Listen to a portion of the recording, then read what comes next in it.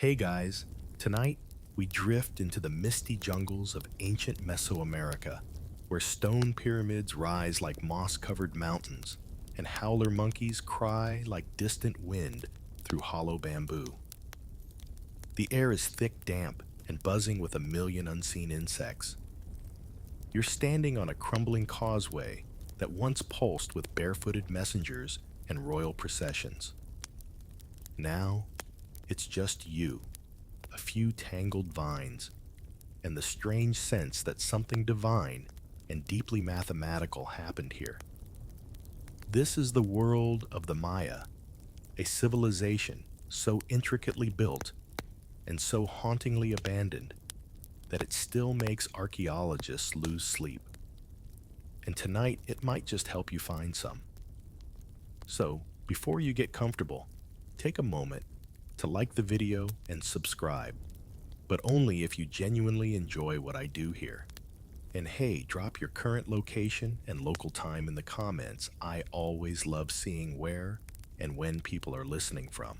Now, dim the lights, maybe turn on a fan for that soft background hum, and let's ease into tonight's journey together. You start by pushing through a wall of dripping leaves. The path beneath your feet is slick stone carved straight centuries ago, but now broken by fig roots. You're walking into what once was a bustling Maya city, only now it feels like a half-remembered dream of gods, kings, and cosmic calendars. The first thing you notice is the silence. Not the absence of sound, but the presence of it, a humming stillness, as if the jungle is holding its breath. You pause at a low stone wall covered in moss. A small lizard blinks lazily at you from a crack in the rock, as if to say, "You're not the first." You step into what might have been a plaza. In its day, this space thrummed with music, ritual-shouting merchants. Now, it's just you and the ghostly outline of a step pyramid rising from the fog. A bird shrieks overhead, perhaps a toucan or something stranger, and you look up to see carved faces staring back. Huge stone masks with wide eyes and curling tongues peer out from the pyramid's tiers. This isn't just architecture, it's theology in limestone. You follow a stone stairway down, brushing your hand against rough glyphs. The Maya didn't just build, they encoded. Every block might hold a story of a marriage, a battle, a drought. Some glyphs have been deciphered. Others remain frustratingly silent. Historians still argue whether certain signs refer to people, places, or planets. And speaking of planets, did you know the Maya tracked Venus with astonishing precision? They knew its 584-day cycle and considered it a harbinger of war.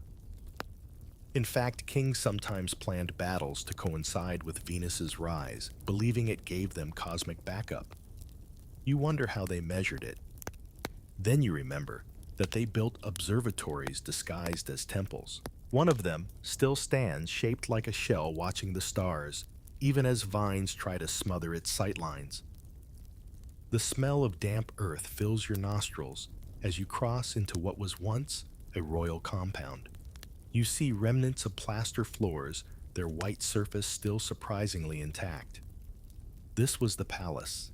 Here, kings adorned with jaguar pelts and jade necklaces issued decrees, sometimes while chewing bitter cacao paste and grumbling about neighboring city-states. One quirk: Maya kings were expected to trace their bloodline not just to ancestors, but to gods. And not just any gods, the maize god was a favorite. Yes, corn had deified status here. You're literally walking on sacred carbohydrate ground. And the jungle isn't done surprising you. From the corner of your eye, you catch something carved into the side of a temple. A ball player in mid-dive rubber ball, frozen forever beneath him. The Maya ballgame wasn't just sport. It was ritual, sometimes deadly. But we'll get to that. For now, you keep walking. The fog thickens. The shadows deepen. And just ahead, beyond a crumbling arch, you hear a low thrum. It's not a machine.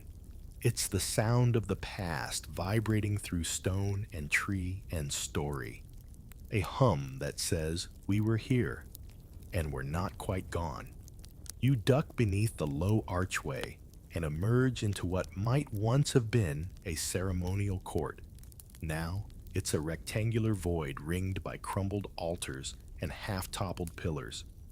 The earth here feels different underfoot, more solid, more worn, as if thousands of sandaled feet once pounded this same ground during the festivals that lasted from dusk to dawn. You can almost hear the flutes and drums echoing off the stone. This is where the story truly begins, because before, there were kings and calendars and cocoa, there were gods. And before those gods, there were stories. And in Maya lore, the most important of those stories involves a pair of cocky twins, a spooky underworld, and a ball game that may or may not have included decapitation. Meet the hero twins, Hunahpu and Ixbalanque. Think of them as the mythological troublemakers of Mesoamerica.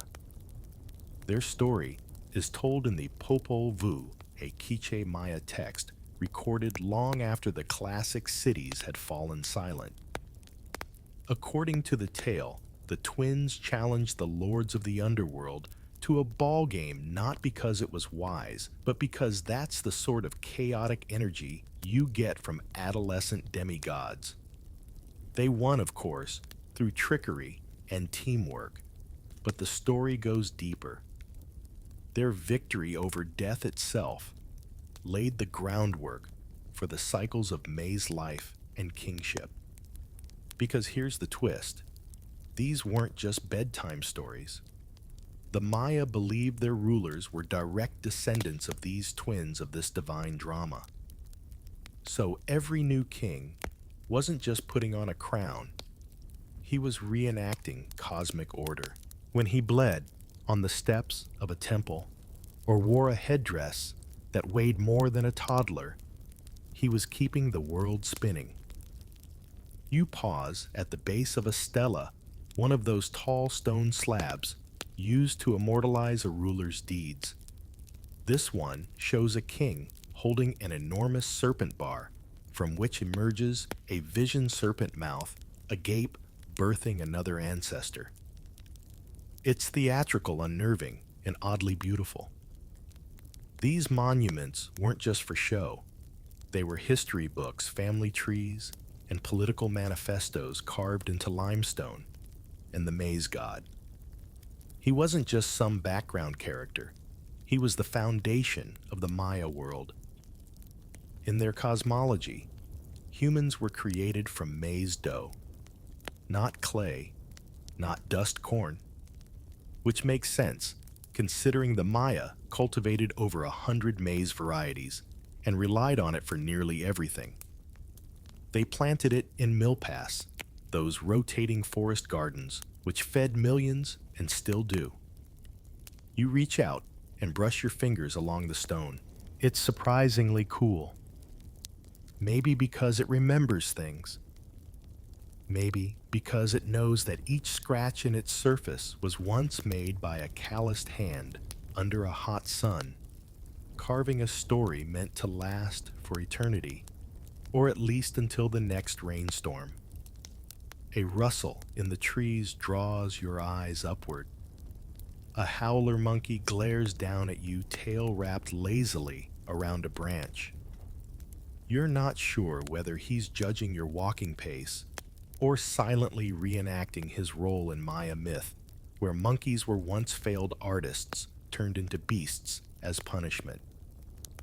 Yes, that was a thing. The Maya had strong feelings about art, and even stronger ones about cosmic justice.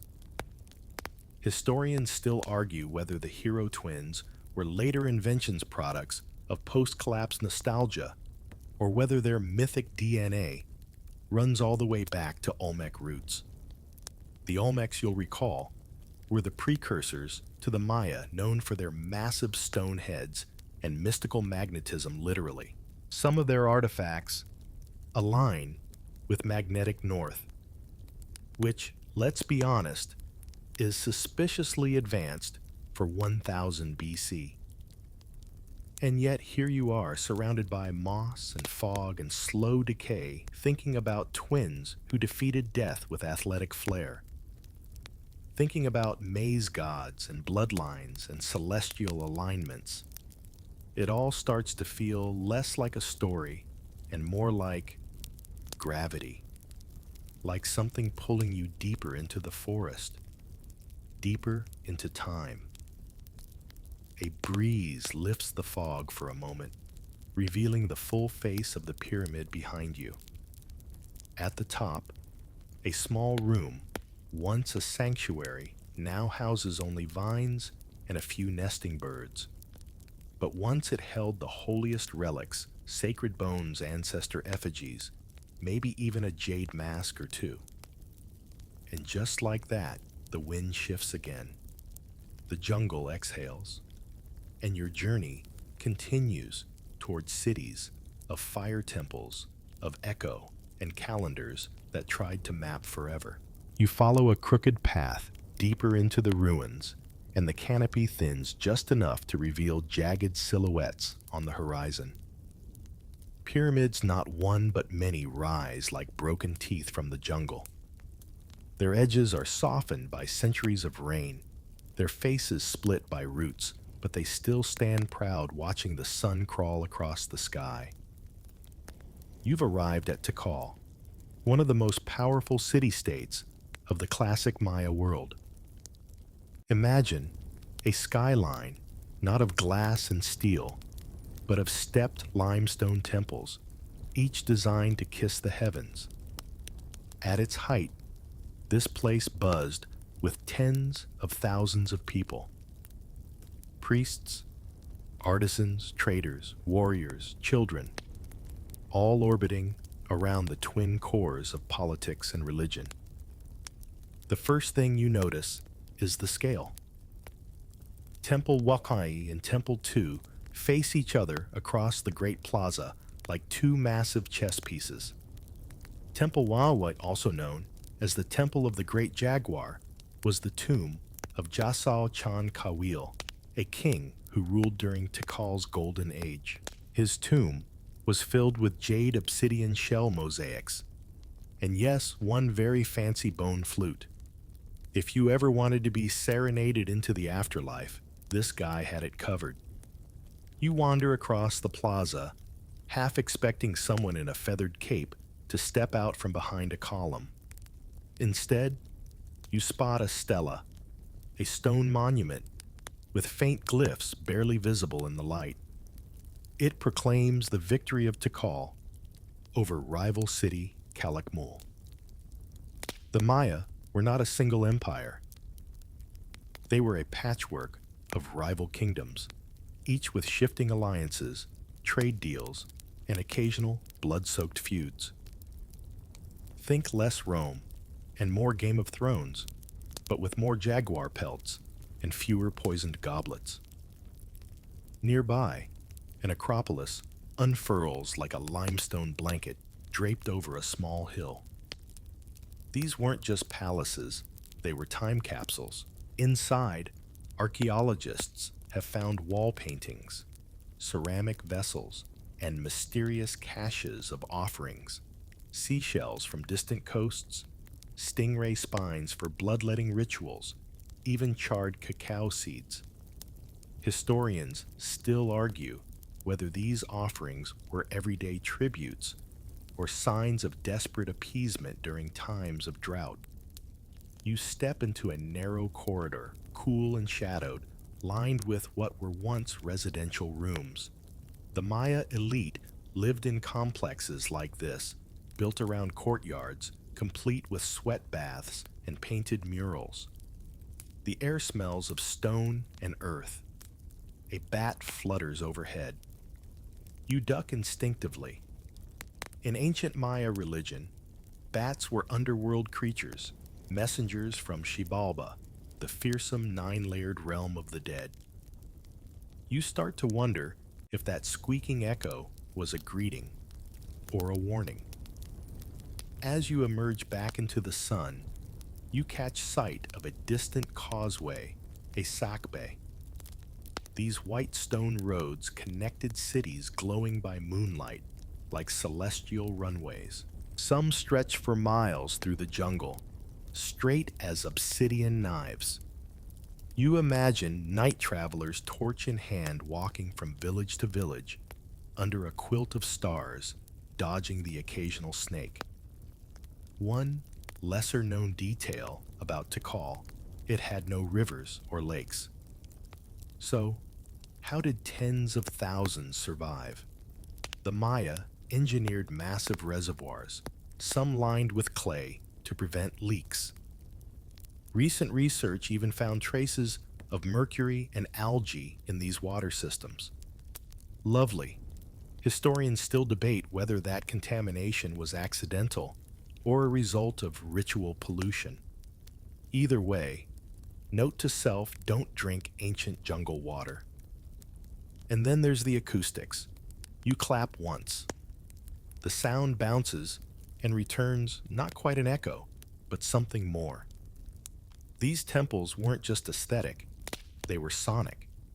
Some plazas were engineered so priests could whisper and be heard dozens of feet away. Some staircases chirped like birds when stepped on. Whether intentional or a happy accident, it's clear the Maya built with both eyes and ears on the divine. You close your eyes and imagine the scene. 300 years ago, the plaza full of color and noise. The temples wrapped in painted murals, incense smoke curling into the humid air. Somewhere a priest chants, a king dons his jade mask, and a child sneaks a taste of cacao before the ceremony begins. Tikal wasn't the only jewel in the Maya crown, but it was one of the brightest. And like all jewels, its brilliance came with sharp edges, war ambition, ritual blood. The city's rise was glorious, its fall sudden. But we're not there yet. For now, you take one last look at the stone giants around you. They do not speak, but somehow you feel like they remember you. Or at least, they're glad someone finally came back to listen. You leave the stone colossi of Tikal behind and follow a narrower trail into the thickening jungle. This time, you're not headed toward pyramids or plazas. You're after something even more mysterious: numbers, or more precisely, the Maya obsession with time cycles and the celestial bookkeeping that might make your brain gently implode before your eyes even close. Because here's the thing, the Maya didn't just tell time, they lived it. Every birth war and wedding was tethered to the turning wheels of multiple interlocking calendars.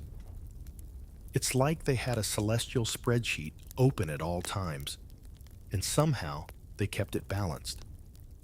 You find a flat stone covered in glyphs. It's a calendar around one of the Maya's simpler date systems. Only 2 wheels to worry about, one with 260 days, another with 365. Combine the two, and you get a 52-year cycle before the dates repeat. Kind of like a cosmic Rubik's Cube, except every solved face comes with ritual obligations and human sacrifice. Light stuff. You sit down on a log, thankfully not an altar, and stare at a crumbled stela nearby. The glyphs are precise, deeply carved. This one records a date. In the long count, a calendar so advanced it tracked time from the Maya creation date 3114 BCE.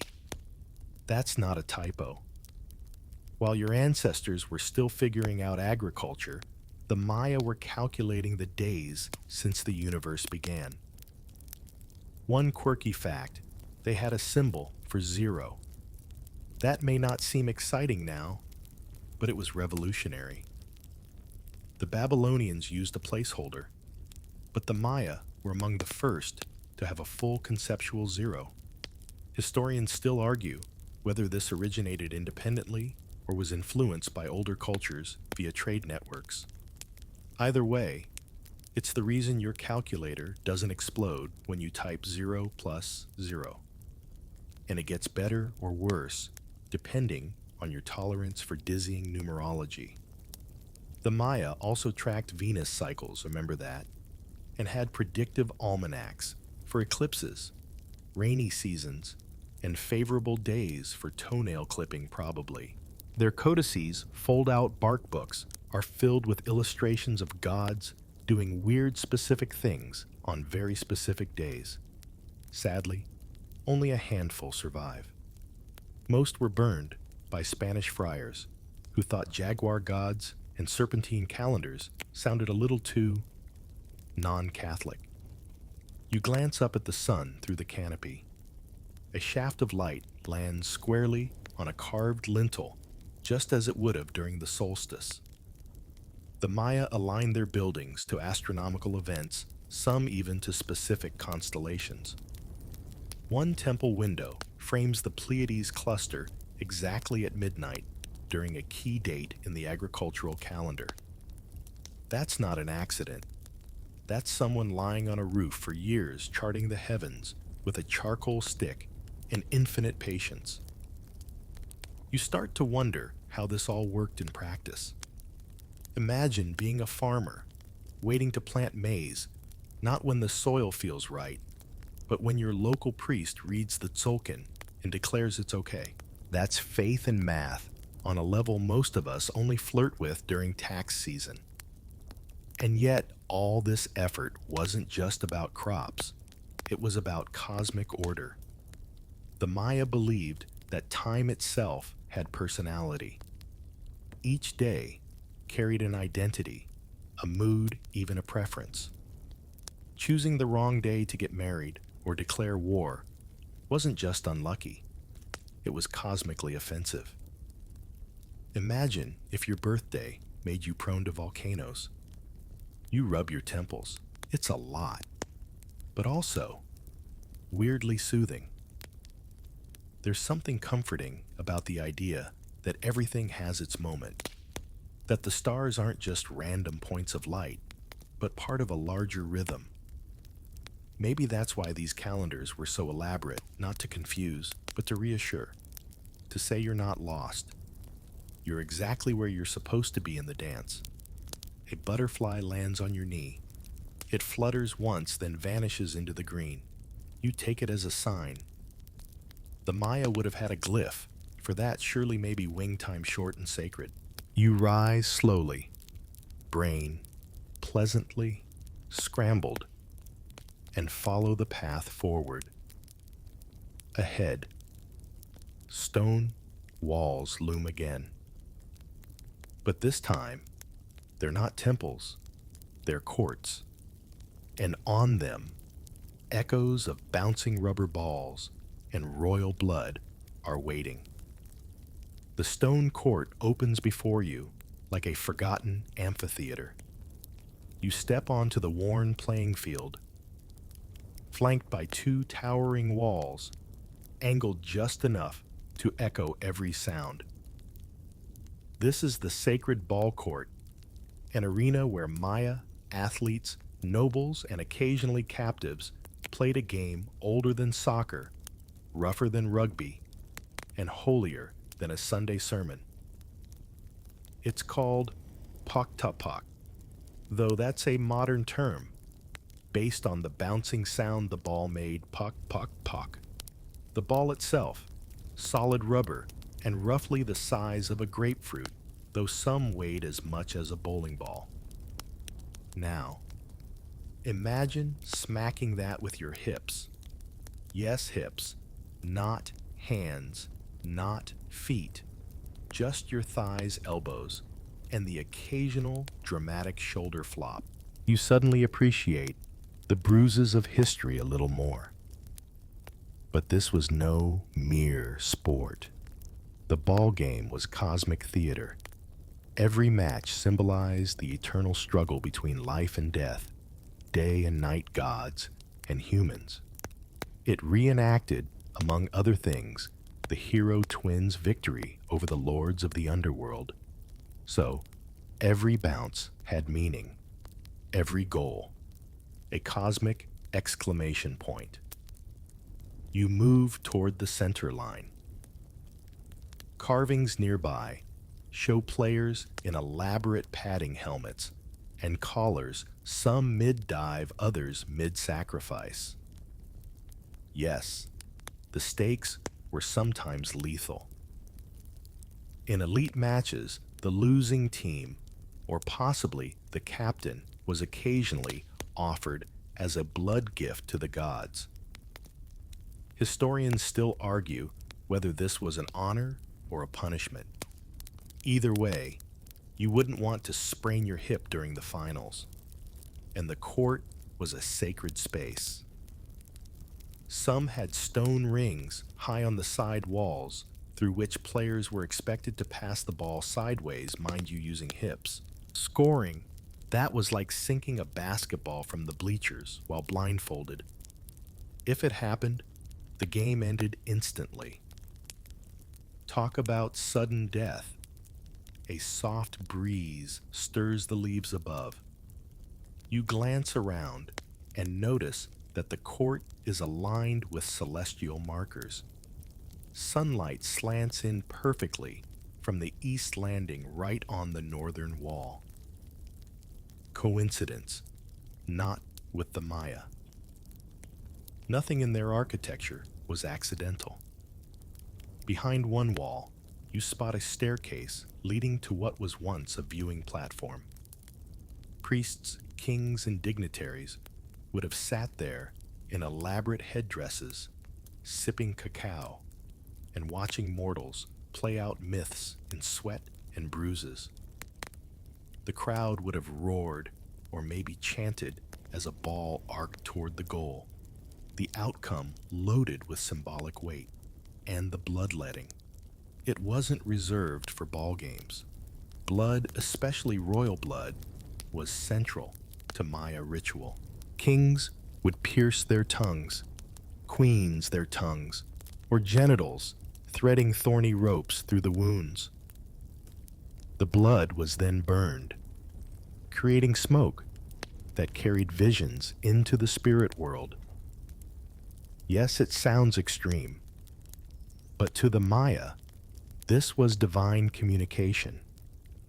You didn't just talk to gods, you bled to be heard. You pause at a basin carved into the court's edge.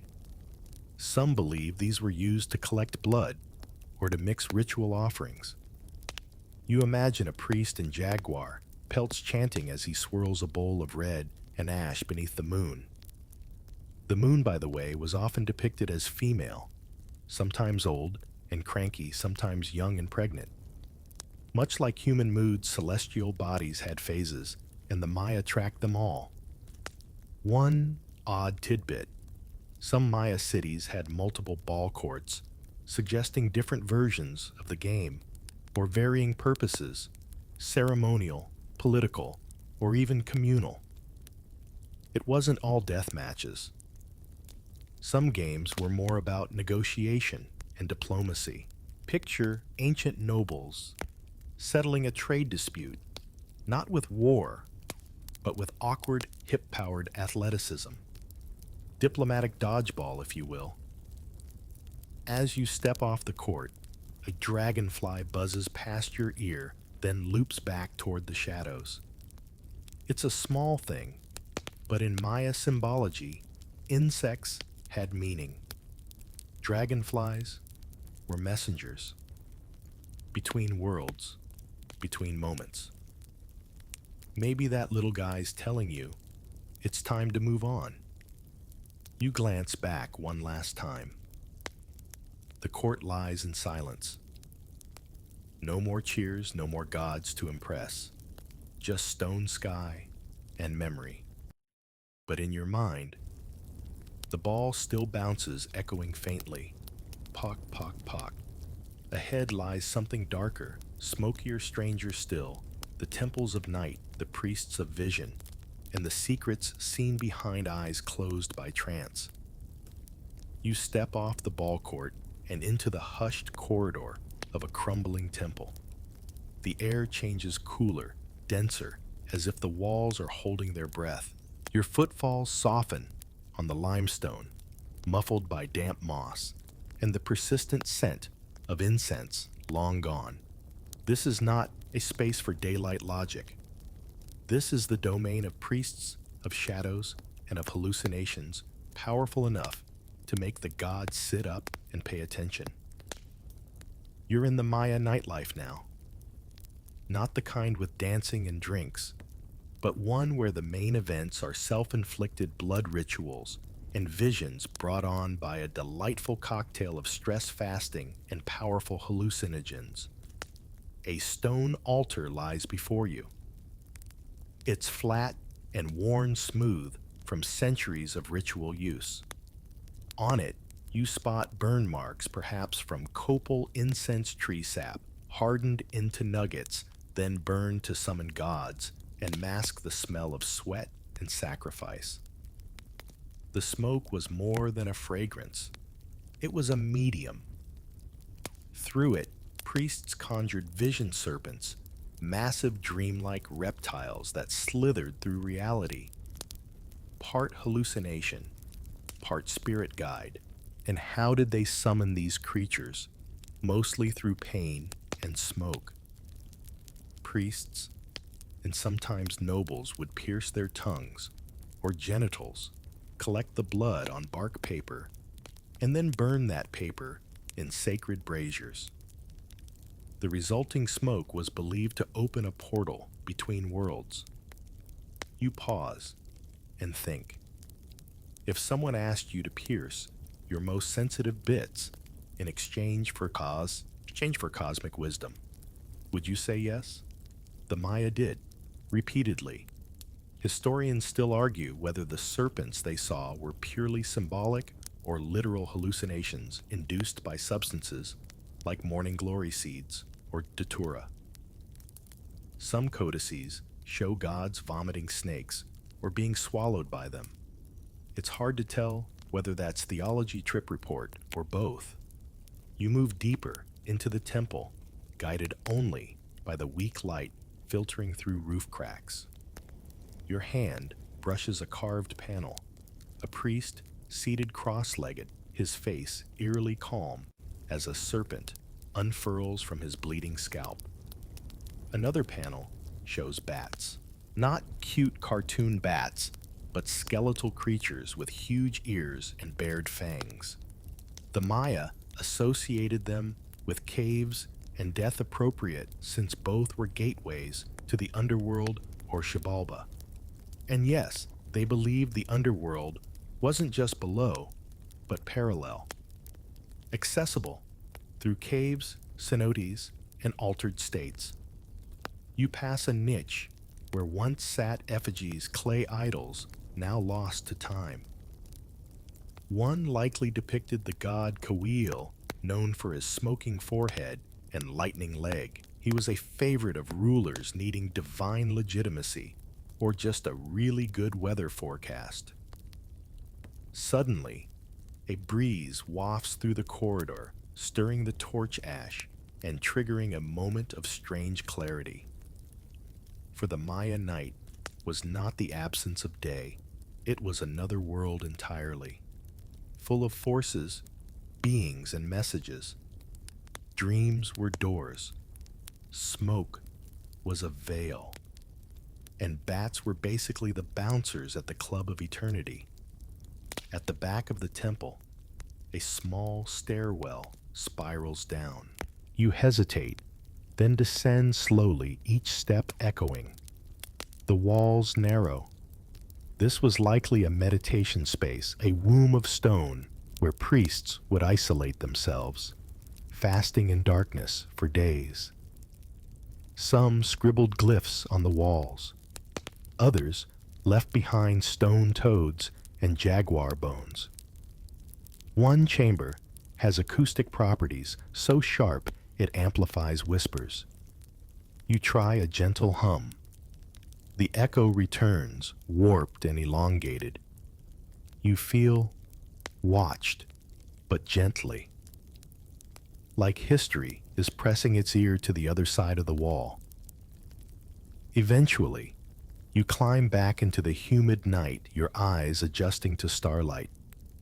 The temple behind you seems taller now, as if it grew during your time inside. Maybe it did. Maybe it always does. You walk toward the next flicker of torchlight in your mind's eye. You've seen the priests. You've felt their breath through the glyphs and smoke. But now, it's time to understand what they left behind, a language, a puzzle, and a 1,000-year conversation still waiting for your reply. You emerge from the temple's whispering gloom into a clearing dappled with sunlight. Before you lies a low stone platform, its face covered in symbols. Not images, though they look like tiny cartoons, but glyphs. Maya writing. It sprawls across stelae, wraps around pottery, and wins its way up the sides of buildings like a narrative vine. Each glyph is a miniature artwork dense with sound meaning and occasionally polite cosmic threats. The Maya script is logosyllabic, which is a fancy way of saying it combines symbols that stand for whole words with others that represent syllables. Imagine trying to write taco truck using both emojis and phonetic spellings. That's the vibe. You crouch and trace one with your finger. It looks like a rabbit wearing a crown. That might mean moon or noble or third son of the corn god, depending on context and the mood of the scribe that day. The trick with Maya writing isn't just the symbols, it's the way they're arranged. They don't read left to right or top down consistently. Glyph blocks cluster in pairs, sometimes snaking diagonally. It's like solving a crossword designed by someone who had never seen a crossword before, but really liked snakes. A nearby stone shows a classic emblem glyph, a city's divine brand. Each Maya city-state had one, often combining a place name with a patron deity. Tikal, for instance, had a glyph that scholars decode as Mutal, Kalakmul Khan, or snake. These weren't just logos, they were declarations. We are here, we are divine. And yes, our snake god will beat your maze god in ball this Tuesday. You notice a carved bone on display, likely used as a writing tool. The Maya didn't chisel their glyphs for fun. They wrote on bark paper codices, pottery bones, and even human teeth. One elite skull discovered had tiny glyphs etched into the enamel. Imagine visiting your dentist and leaving with a short autobiography on your molars, but not everyone could read this script. Literacy was largely confined to scribes and priests trained in both glyphs and the myths behind them. They worked in calm, incense-rich rooms, dipping quills in carbon ink, writing stories that spanned centuries and constellations. Historians still argue how widely this script was taught. Was it limited to elite schools, or did traders and artisans pick up just enough to get by, like Maya emoji? And then there's the sad part. Of the thousands of texts that once existed, only 4 bark paper codices survive 4. The rest were burned by Spanish missionaries who believed any book without a cross must be devilish. Ironically, some of those friars later regretted the bonfires, realizing too late that they'd torched a civilization's entire library. Still glyphs survived carved in stone, hidden in tombs, painted on pots that ended up buried in sacred caches. It wasn't until the 20th century that scholars really cracked the code piece by piece, with help from Maya elders whose spoken languages preserved echoes of the glyphs' sounds. One teenage girl in Guatemala, fluent in Yucatec Maya, helped confirm pronunciation of certain syllables. Her name isn't famous, but her contribution helped give voice to the silent stones. You wander to a carved lintel that once hung over a temple door. It shows a royal woman holding a bowl from which a serpent rises curling toward a glyph cloud. The story is told in images and words entwined. It's not just decoration, it's narrative, political, religious, personal. It says, I was here, I mattered, so did my dreams. Some glyphs remain unread. Blocks of code we haven't cracked. Are they jokes, recipes, secret epics? Maybe one is just a bored scribe venting about his boss. The mystery is part of the magic. You sit back on your heels, eyes tracing the elegant curves of a glyph that likely means heart or soul or maize sprout. It looks like a leaf or a drop or both.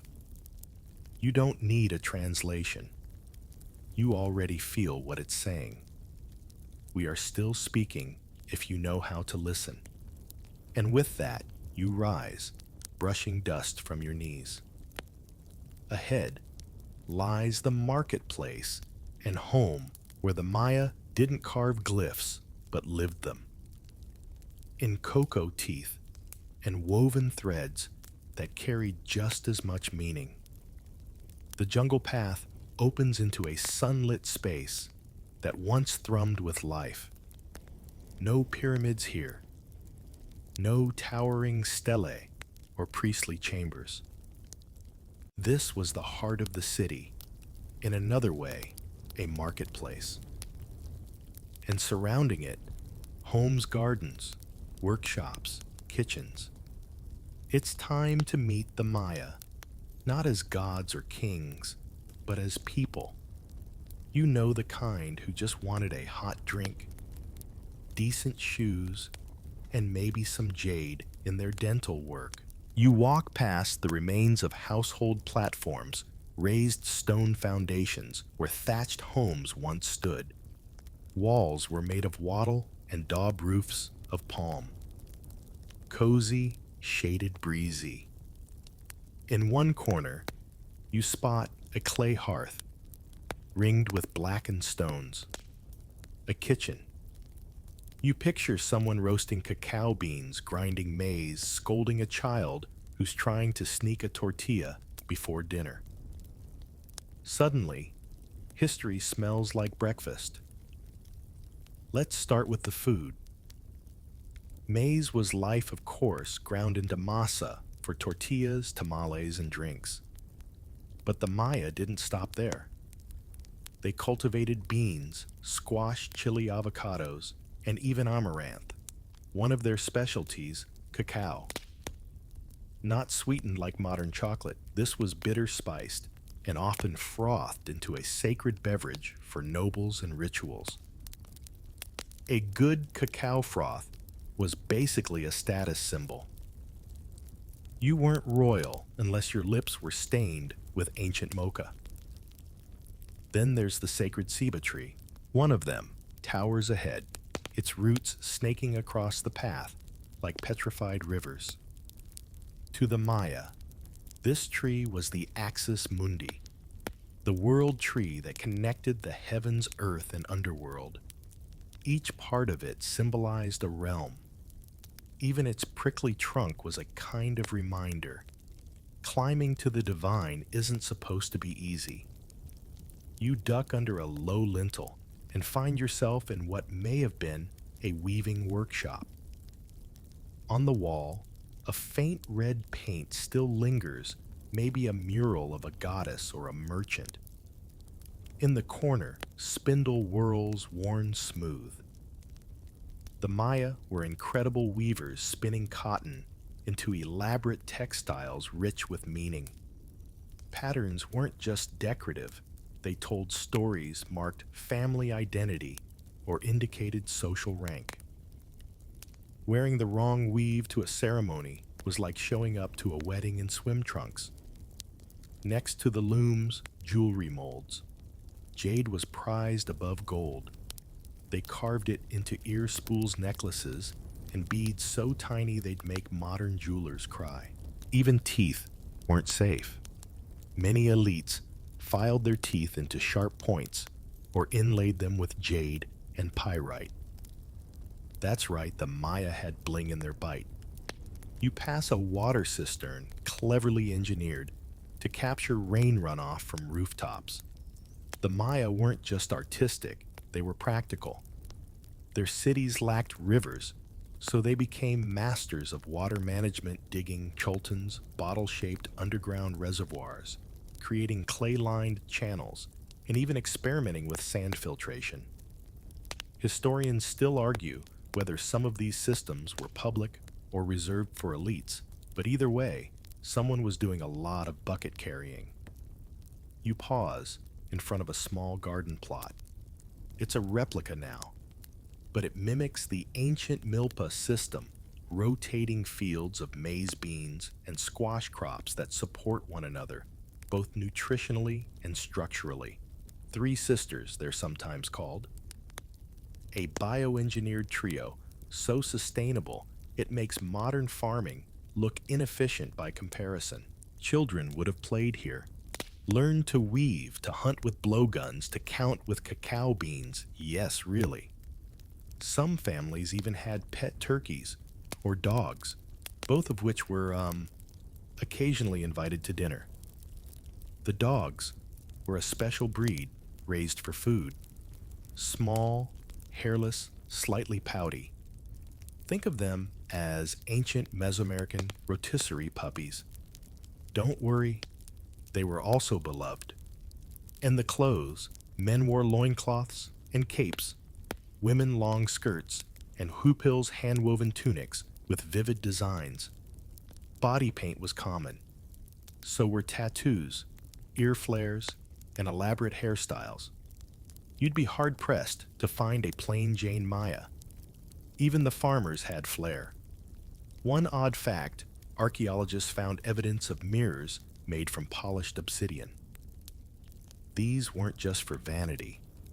They might have been tools of divination, or just ways to make sure your jade-inlaid grin was symmetrical.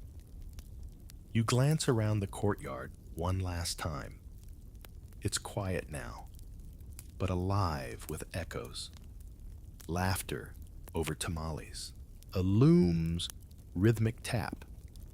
Children arguing over who gets the biggest chili. A dog whining for scraps. It's a reminder that civilizations aren't just built with temples and kings, but with breakfasts, braids, and bedtime stories. And as the sun dips lower, you follow a path into the more private chambers of Maya life, where women ruled behind palace curtains and cloth held the power of thrones. The path narrows into a shaded corridor framed by once white walls. This was no marketplace or ball court. You're entering the quieter chambers of palace life, where the air feels heavier, the footsteps softer. Here, behind stone walls and thick curtains of dyed cotton, women shaped power. Not through warfare or monument building, but through lineage, ritual, and weaving. You step into what may have been the residence of a noblewoman or queen. The floor is plastered still, faintly glossy. The room is modest in size, but rich in detail. Fragments of mural paint, shards of ceramic bowls, the telltale curve of a spindle whorl lying in the corner. A woven mat glyph is etched near the threshold It symbolized authority rulership. To sit on the mat was to wield power, and many of those who sat were women. The Maya world wasn't a man's club. Women, especially elite ones, could and did rule. They led city-states, sponsored monuments, and performed high rituals. One of the most famous was Lady Six Sky of Naranjo. Sent from a powerful dynasty to revive a struggling city, she took charge, commissioned stelae, and may have led troops into battle. Her glyphs show her towering over prisoners, politely of course. You walk past a carved panel showing a woman engaged in bloodletting offering a vision serpent to the gods. Her stance is composed, almost serene. Women didn't just participate in ritual, they anchored it. Queens often performed ceremonies alongside kings, or in their absence. Their bloodlines were crucial in legitimizing succession. In some cases, they were more politically influential than their husbands or sons. And then there's the weaving. Oh, the weaving. It wasn't just domestic labor. It was a sacred act. The goddess Ixchel, patron of childbirth, healing, and weaving, was often depicted with a loom or a serpent headdress. Weaving symbolized cosmic order. The warp and weft echoed the structure of the universe. Each pattern, color, and thread told a story bound with meaning. The act of creating a huipil wasn't just artistic, it was divine choreography. You examine a replica loom, its vertical sticks tied to a stone ring in the floor. In ancient times, women would sit here for hours, backstrap, looms taut around their waists, hands dancing through cotton threads. Textiles marked every stage of life, from birth swaddles to funeral wrappings. And unlike stone or gold, most of these didn't survive. But their impact did. Historians still debate whether certain glyphs are actually stylized textile patterns passed down through memory and thread. In a side room, you spot a ceramic figurine, a woman seated holding a bowl. She wears a tall headdress and an elaborate necklace. Archaeologists used to think these were just priests' wives. Now, they realize many were ritual leaders in their own right, interpreters of dreams, keepers of lunar calendars, midwives of myth. You pause before a mural fragment. It shows a line of women carrying offerings, flowers, cacao, folded cloth. Their faces are calm, almost knowing. There's a rhythm to it, a quiet power. These weren't submissive figures. They were stewards of continuity, education, and ceremony. Even in burial, noble women were honored richly. Some were interred with jade jewelry, obsidian blades, and painted shells. One tomb in El Peru, Waka, belonged to a woman dubbed Lady Snake, buried with a mask glyphs proclaiming her status and offerings fit for royalty. She wasn't just someone's wife, she was someone. A catbird sings from a tree overhead, pulling you back to the present. You realize how much of history is noise and how much is woven silence. The power here wasn't shouted. It was threaded, folded, and offered quietly in bowls of cacao and cloth. You leave the courtyard slowly. The shadows stretch longer. The palace behind you fades into vine and dust. But the stories, they cling like the last threads of a well-loved garment. Still warm, still soft. And up ahead, the jungle opens once more to the sound of a crumbling temple and a city that suddenly stopped singing. The jungle deepens again as you walk, and the air thickens, not just with humidity, but with something quieter. a hush, the kind that falls over a place after its final page has turned. You've arrived at the edge of a mystery, the first great Maya collapse. This was when entire cities, like Palenque Copan, and yes, even mighty Tikal fell silent. You pause at a temple overtaken by roots. Its steps are cracked, its roof comb crumbled. Birds nest where banners once flew. No stelae mark triumphs here anymore. Just lichen damp stone and the occasional curious iguana. But once this city pulsed with life. So what happened? Starting around 800-900 CE, the great southern lowland cities began to wither. Building projects stopped. Trade routes dried up. Royal tombs were left unfilled. It was as if the cities exhaled and forgot to inhale again. Historians still argue whether this was due to drought deforestation warfare or political fragmentation. The truth: probably all of the above. You step onto a once grand plaza.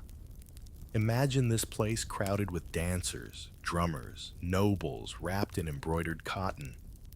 Then imagine it empty, not destroyed, just abandoned. The bones of buildings intact, but the breath of the people gone. Some glyphs from the era show panic, short reigns, bloodier rituals, cities boasting about victories that feel hollow. Others stop entirely. It's eerie, like a book missing its final chapters. Or worse, a lullaby left unfinished mid-verse. You pass a water reservoir, now filled with sludge and leaves. Studies show that some Maya reservoirs became toxic mercury algae blooms, even bacterial infestations. Combine that with long droughts, exhausted farmland, and a royal class increasingly obsessed with rituals over reform and, well, the cracks appear fast. And there were earthquakes, possibly plagues. One record speaks of a skyborne illness. Was it poetic metaphor or epidemiology? We may never know. But here's the thing. It wasn't all collapse and doom. People didn't just vanish. They moved, adapted. Villages grew in the highlands and coasts. Languages evolved. Rituals persisted in new forms. Maya culture didn't die, it relocated. You sit beside a fallen lintel, its glyphs worn to whispers. Think of the scribes who once recorded coronations here now silent. The weavers whose looms went still. The children whose footprints faded from the clay. It's not grief you feel, it's awe. Because so much of what made this place glorious is still here in the stones, the silence and the resilience of a people who refuse to vanish. A leaf tumbles past your boot. The jungle reclaims what isn't honored, but the memory lingers. And just ahead, something glimmers on the horizon. Another city, different yet familiar. A renaissance rising from the ruins. And you're invited to witness it. The air shifts subtly as you move northward. Less humidity, more breeze. The trees grow thinner, the jungle giving way to open skies and broader paths. You've crossed a boundary, not just geographic, but temporal. This is the post-classic period, when Maya civilization reassembled itself in a new key.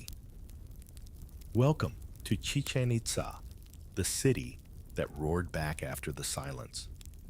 You crest a low ridge, and there it is, El Castillo, the Temple of Kukulkan, a stepped pyramid so precise it doubles as a solar calendar.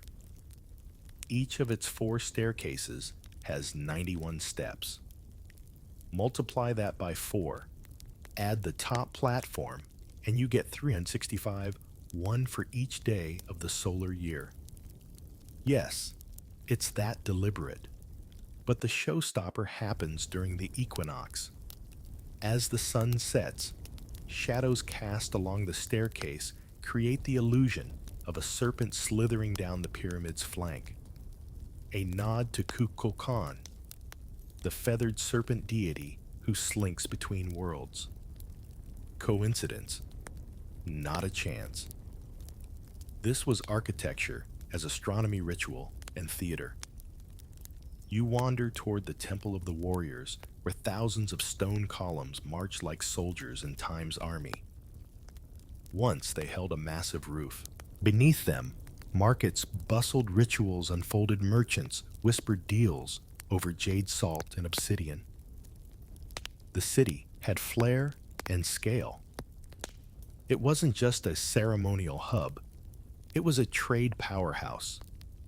Historians still debate who exactly built this renaissance. Was it Maya elites regrouping after the collapse? Was there Toltec influence from central Mexico? The feathered serpent hints at cultural fusion. Some glyphs show new titles, new gods, and even new architectural styles. Chichen Itza wasn't just rebuilding, it was remixing. You pass the largest ball court in Mesoamerica. Longer than a football field, its walls tower high above you. A whisper spoken here can be heard perfectly across the field. It's acoustically unnerving. You half expect a ghostly cheer. The court was theater, religion, and politics rolled into one, and Chichen made sure everyone knew it. Nearby, you find a cenote, a natural sinkhole sacred to the Maya. They believed these watery pits were portals to the underworld. Offerings were cast into them, jade, gold, even human remains. Spanish chroniclers later dredged one and found artifacts alongside bones. Some were sacrificial victims, others perhaps honored dead. Even here, historians still argue whether it was massacre or holy passage.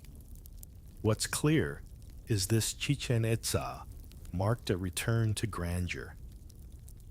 Painted temples, vast markets, astronomers watching Venus rise from the observatory called El Caracol the Snail, a spiral-shaped tower that tracked stars better than some modern planetariums. But as with all things, Maya time turned again. Around 1200 CE, Chichen began to fade. Not collapsed in fire, but slowly abandoned. Power drifted to new centers like Mayapan. The city went quiet once more. This time, a whisper instead of a wail. You sit at the pyramid's base, imagining the equinox sun slicing through shadow, the crowds gathering, the snake descending in light. It's not just spectacle. It's a message. We are still here, still counting, still watching the stars. And ahead, the world's about to change again. Not from within, but from sails on the horizon and boots in the jungle. You hear it before you see it, the strange sound of horses' hooves on stone. Not quite thunder, but something your ears know doesn't belong. Through the misted treetops, the jungle parts to reveal something truly alien to the Maya-bearded strangers and armor-riding creatures no one had ever seen before. The year is 1511, and the Spanish have arrived. To the Maya, these men must have seemed like beings from another realm. Pale-skinned, metal-clad, and seated on beasts that snorted steam and moved faster than jaguars. Horses were completely unknown in the Americas. To witness one for the first time, let alone with a screaming man atop it holding a flashing sword, must have been like watching a myth stumble into reality. You pause near a reconstructed post-classic temple where chipped murals still show bustling markets, parrot feathers, cacao sacks. Life was continuing, even as change loomed. By the early 1500s, many Maya cities were still active, albeit smaller, more regional. Some had already tangled with Europeans. Survivors from a Spanish shipwreck washed ashore in 1511 were captured, enslaved, and eventually absorbed into Maya society. One man, Gonzalo Guerrero, married a local woman, tattooed his face, and fought against the Spanish later on. Historians still debate whether he was a traitor or a hero, or just someone who adapted a little too well. Then came Cortés in 1519, en route to the Aztecs, stopping at Maya towns along the way. Some cities submitted, others resisted. Most just tried to survive. The Maya weren't conquered in one fell swoop. It took decades. The jungle helped, the mountains helped more. But above all, the Maya helped themselves by hiding, fighting, retreating, adapting. You pass a crumbled wall with colonial graffiti etched into it. Spanish letters clumsily carved over Maya glyphs. A visual overlay of two worlds colliding. Spanish missionaries began baptizing Maya children, burning codices, and building churches atop temples. But the Maya were slippery. In public, they converted. In private, they whispered old prayers into the stones. Some cities, like Tayasal, held out until the late 1600s. That's right over 150 years after the conquest of the Aztecs. A Maya canoe would row up to a Spanish galleon and casually say, "No thanks," then vanish back into the reeds. One priest described their diplomatic style as highly courteous, frustratingly circular. In one village, a Spanish chronicler noted that the people insisted they had always been Christians and simply forgot the word for it for a few centuries. You can almost hear the smirk. But even under occupation, Maya society didn't break. It shifted. Communities moved to the highlands. Traditions went underground. Gods were renamed as saints. Stories were told with new costumes but old meanings. The Popol Vuh itself, the sacred book of Maya mythology, was written down in Latin letters during this period by Maya authors who'd learned Spanish clerical style and used it to preserve what they could. You glance at a statue half buried in vines. It's a saint, but beneath the carved beard and robe, the face feels familiar. The eyes, the posture. This isn't a European saint. This is an old god in disguise, a quiet act of rebellion wrapped in marble. You sit for a moment thinking about what it means to meet your conqueror with ceremony, to host them with maize beer, then vanish into the jungle when they weren't looking. The Maya didn't defeat the Spanish outright, but they weren't defeated either. They bent, hid, waited. The road ahead leads not to ruins, but to mountain passes where fire still burns in sacred caves and where resistance would echo into rebellion. The jungle gives way to highland mist, and suddenly the world feels sharper, cooler. Air, steeper slopes deeper, silences. You're entering the realm of the Quiche and Cachiquel Maya, where stone cities once nestled into valleys like secrets. This is where the Maya went to breathe, to regroup, to rewrite the story on their own terms. You pass a narrow trail leading to a cave mouth dark as obsidian. These caves were sacred gateways to Chibalba the underworld. Even under Spanish rule, Maya priests continued to visit them in secret. The rituals were quieter now. No temple trumpets or jade masks, but they still lit candles, poured offerings, and spoke the old words in hushed tones. This was no longer an age of monuments, it was an age of manuscripts. The Popol Vuh, the great mytho-historical text of the Quiche Maya, was written in the 1500s, not in stone, but in ink using the Latin alphabet, but carrying ancient stories. It tells of gods made of lightning and mud, of failed humans crafted from wood of twins who outwit death with flair. It's a defiant act preserving cosmology under colonial surveillance. You stop at a hillside village. Today, it might look like any other mountain town, painted homes, chickens underfoot, marimba music drifting on the breeze. But in the 17th century, this was rebel territory. From these slopes, Maya leaders launched uprisings, some armed, others spiritual. The resistance didn't always involve swords. Sometimes it came dressed as Catholic processions that somehow veered suspiciously close to ancient solstice festivals. Historians still argue whether certain post-conquest saints, especially San Simon, are just renamed Maya deities wearing clerical drag. One version of Simone wears a top hat and smokes cigars. Offerings include rum coins and the occasional chicken.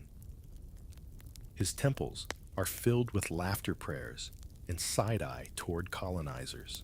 He's part miracle worker, part folk trickster, and beneath the ash and incense, there's a whiff of something much older.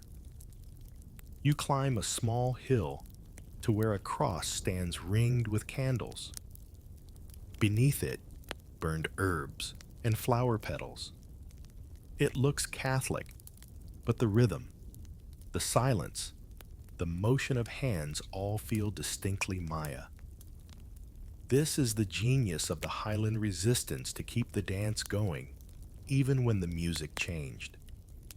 In one village, Maya elders developed cofradías, religious brotherhoods that outwardly served the church, but internally preserved Maya law, ritual, and governance.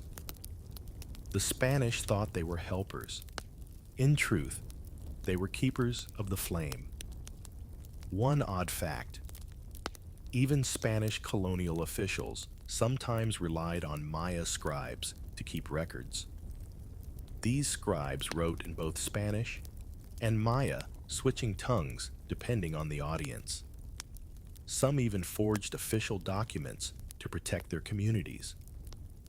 Bureaucracy as subtle rebellion. You have to admire it. You pass a carved staff embedded in a shrine wall. These varas, or ceremonial canes, symbolized authority. Elders still carry them today, in some villages tracing a lineage of leadership that never broke, just changed clothes. The wind picks up rustling prayer flags tied to trees. Some are red for blood, some white for peace, some blue for sky. They flutter like ghosts, like memories trying to say something in a language older than the stones. As you descend from the ridge, the world below stretches out like a woven cloth, fields, churches, paths. Layer upon layer of time folded together. The cities may have fallen, but in these hills, in these stories, in these songs that never stopped, Maya, identity flickered, then flared. And up ahead, beyond the smoke and pine and prayer, lies another chapter: colonial villages where tradition hides in plain sight and survival takes the shape of quiet defiance. You follow a winding path into the valley where the air carries a subtle scent, smoke from cooking fires, wild herbs, and something floral. The village that unfolds before you feels like any other rural town at first glance. Adobe homes, chickens darting between doorways, a church bell marking the hour. But look closer, and you'll see it. The layers, the way the Maya lived on, quietly, cleverly, through centuries of colonial rule. You pass a small chapel, its walls painted with saints. Step inside, and at first, it's all crucifixes and rosary beads. But look to the side altar there, a figure cloaked in woven cloth, ringed with candles, wearing sunglasses. San Simone again. Or perhaps something else. Locals bring him cigars, alcohol, even Coca-Cola. He doesn't judge. He listens. He's not quite Christian, not quite Maya. He's survival embodied. You step into a courtyard where a woman is spinning cotton. The motion is rhythmic. The cloth she weaves filled with geometric patterns. These aren't random. Each diamond zigzag and line tells a story of family region belief.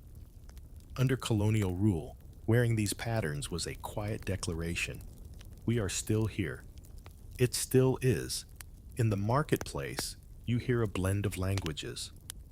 Spanish, yes, but also Quiche, Yucatec, Tzotzil, Maya tongues, spoken without apology. During the colonial period, these languages went underground, preserved in song, in lullabies, in whispered prayers. Missionaries tried to suppress them. They failed. Children still learn them beside hearth fires and under starlit roofs. A church looms at the far end of the plaza, its bell tower casting a long shadow. It was built on the ruins of a temple using stones taken from sacred structures.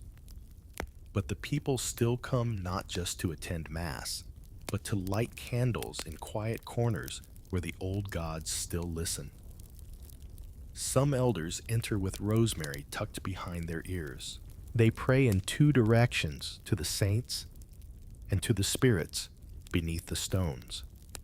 Historians still debate how much of this was intentional resistance versus natural adaptation. But ask anyone here, and they'll tell you we never stopped being Maya. Colonial pressure may have changed the exterior language, clothing, ritual form, but the inner world remained intact. You pass a schoolhouse with painted murals, maze gods, and astronauts, jaguars, and planets. The fusion is complete. Children here grow up knowing their ancestors tracked Venus with better math than the Europeans. That their grandmother's weavings are more than beautiful, they're sacred text. One odd detail: in some villages, colonial taxes were paid not with coin, but with cloth. Specific patterns were assigned value. So the Maya used their looms as both economy and resistance. By weaving faster, subtler, smarter, they bought time. Protected stories, hid gods in thread. You visit a scribe's home. His desk is covered in folded paper, painted with glyph-like marks, not from ancient codices, but modern calendars for planting and healing. He's blending Catholic feast days with solstice rituals, decoding time in a way that would make a Spanish friar weep with confusion. You love it. Outside, a grandmother tends a garden of marigolds and chile. She hums a melody without words. It drifts over the rooftops, curls into the air. You can't translate it, but you understand. This is not a civilization erased. It's one that adapted, wove itself into the cracks, survived beneath the boots of conquest, beneath the bells of churches, beneath the ink of foreign alphabets. As night falls, the candles glow brighter inside the chapel.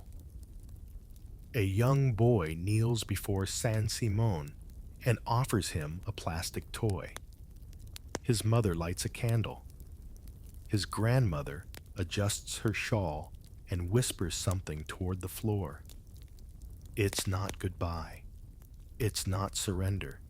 It's a promise. And you step back into the darkness where the final turn leads you to the present, where Maya voices still echo in homes and rituals and in dreams. You emerge from the quiet chapel into dawnlight. The mist clings to cobblestones and roosters call in the distance. A dog yawns in a doorway. The world feels freshly spun fragile, like a spider web just after rain. You've walked through ruins, courts, caves, and cathedrals. But now, you're somewhere more surprising, the present. And yes, the Maya are still here. A young woman passes you on the street, balancing a basket on her head, her huipil blazing with color. She greets you in Quiche, not Spanish, not English. Her voice carries centuries. She is the granddaughter of rebels, weavers, astronomers. Her earrings swing like tiny pendulums. Her smartphone buzzes in her pocket. This isn't an ancient people clinging to memories. It's a living one, rooted in heritage and completely fluent in the now. The Maya Today number in the millions spread across Guatemala, Mexico, Belize, and Honduras. They speak over 30 distinct languages. Many still farm using traditional methods. Some still divine with calendars older than any cathedral. Others teach at universities, write poetry, or code software in Maya dialects. You sit in a plaza, ringed by eucalyptus and ceiba trees. A small boy offers you tamales wrapped in banana leaves. His grandmother watches from a bench, her fingers busy knotting threads for a bracelet. Nearby, a mural shows the hero twins in sneakers, leaping over a serpent-shaped Wi-Fi symbol. You smile. The myths didn't end, they evolved. In a classroom, students recite passages from the Popol Vuh alongside Maya math drills. One child asks if the twins would have played soccer instead of puck-to-puck. The teacher nods. But they'd still win, she says. Even the ruins you visited are now co-managed by Maya communities. They are no longer just tourist stops. They are sacred spaces, places to remember, to teach, to mourn. And some ceremonies have resumed. Flowers and incense spiral once more through the air. Drums thump beneath ancient glyphs. The stones listen as they always have. One odd fact, modern Maya midwives still perform rituals invoking Ixchel, the goddess of childbirth. They use obsidian blades, smoke, and whispered songs passed down orally. These aren't recreations, they're continuations. Historians still argue how Maya today connects to the past. Is it a direct line or a cultural rebirth? The truth is both. What matters is that the thread was never broken. Bent, yes. Hidden often, but never cut. You take a deep breath. The scent of roasted maize, pine smoke, and morning flowers fills your lungs. You close your eyes, and the noise of centuries seems to fade, replaced by something softer. A pulse, a breath. The steady heartbeat of a people who never stopped dancing, just changed the rhythm. The sun edges over the mountains, gilding the rooftops. A group of women laugh over a steaming pot. A boy tugs at his brother's woven belt. A man carries firewood past a mural of a king wearing aviator sunglasses. The past and present blur in the golden light. You rise, stretch, and begin to walk. The path behind you is long, rich, and tangled. The one ahead, still winding, still alive, still sacred. So now, as the firelight dims and the stars blink awake over the temples and terraces, you let your breathing slow. Let the stories settle. Let the jungle hush return, not the dangerous kind, but the soothing one. The hush of leaves after rain, the hush of a hearth after a meal, the hush of history that has nothing left to prove. You've walked through a civilization's pulse, felt the corn between your fingers, heard the clap of ball games echo between stone walls, traced glyphs with your fingertips, and caught glimpses of gods between curls of incense. And though the stone cities may have cracked, though the murals faded and the languages nearly drowned in silence, the Maya didn't end. They shifted. They persisted. And as you lie back now in your own time, your own place, you might feel a thread between you and them. A thread spun from stories and math and maze, from resilience and rhythm and rain. It hums softly, not loudly enough to wake you, just enough to remind you. Time is a circle, and you've wandered through one tonight. So rest now. Let the echoes drift away. Let the stone temples recede into green. Let the vision serpents slither back into smoke and dream. You're safe. You're home. And the journey, like the calendar, will come round again. You leave the final village behind, where weaving looms creak softly, and roosters call through the mist, where Maya stories still live, whispered in incense smoke and lullabies. Beneath the towering ceiba tree, you pause, thinking the journey is over. But then, a breeze brushes your cheek carrying the scent of damp stone wildflowers, and something else. Something unspoken. You turn. In the silence of those carved ruins, not everything was told. Not everything was meant to be. Because some truths that the Maya never carved into stone. What follows is not history in the strictest sense, but echoes, fragments, murmurs from the shadowed corners of the jungle and the forgotten chambers of memory. Stories that sit between evidence and legend, between dream and warning. If you're ready to step deeper into the uncertain, then keep listening. Tonight, we drift deep into the Yucatan jungle. No roads, no cell signal. Just the soft squelch of your boots in damp earth, and the strange hush of a forest that seems to lean in listening. You're not here for ruins with signs and gift shops. No, your path forks off every tourist trail and ends where even the locals lower their voices. They call it Oxtacon, the yellow tree that watches. Except, it's not on any map. You brush past broad-leafed palms and reach what looks like a clearing, except it's more of an absence.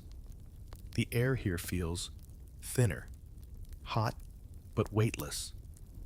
A soft pulse hums through the ground.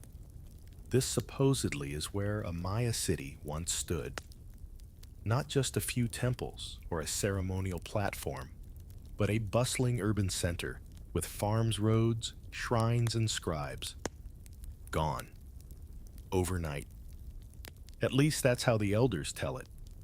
No official expedition ever found proof, but a Spanish friar's journal, dated 1604, mentions a city of stone swallowed by God's breath, and how a guide refused to go further, claiming the jungle speaks there.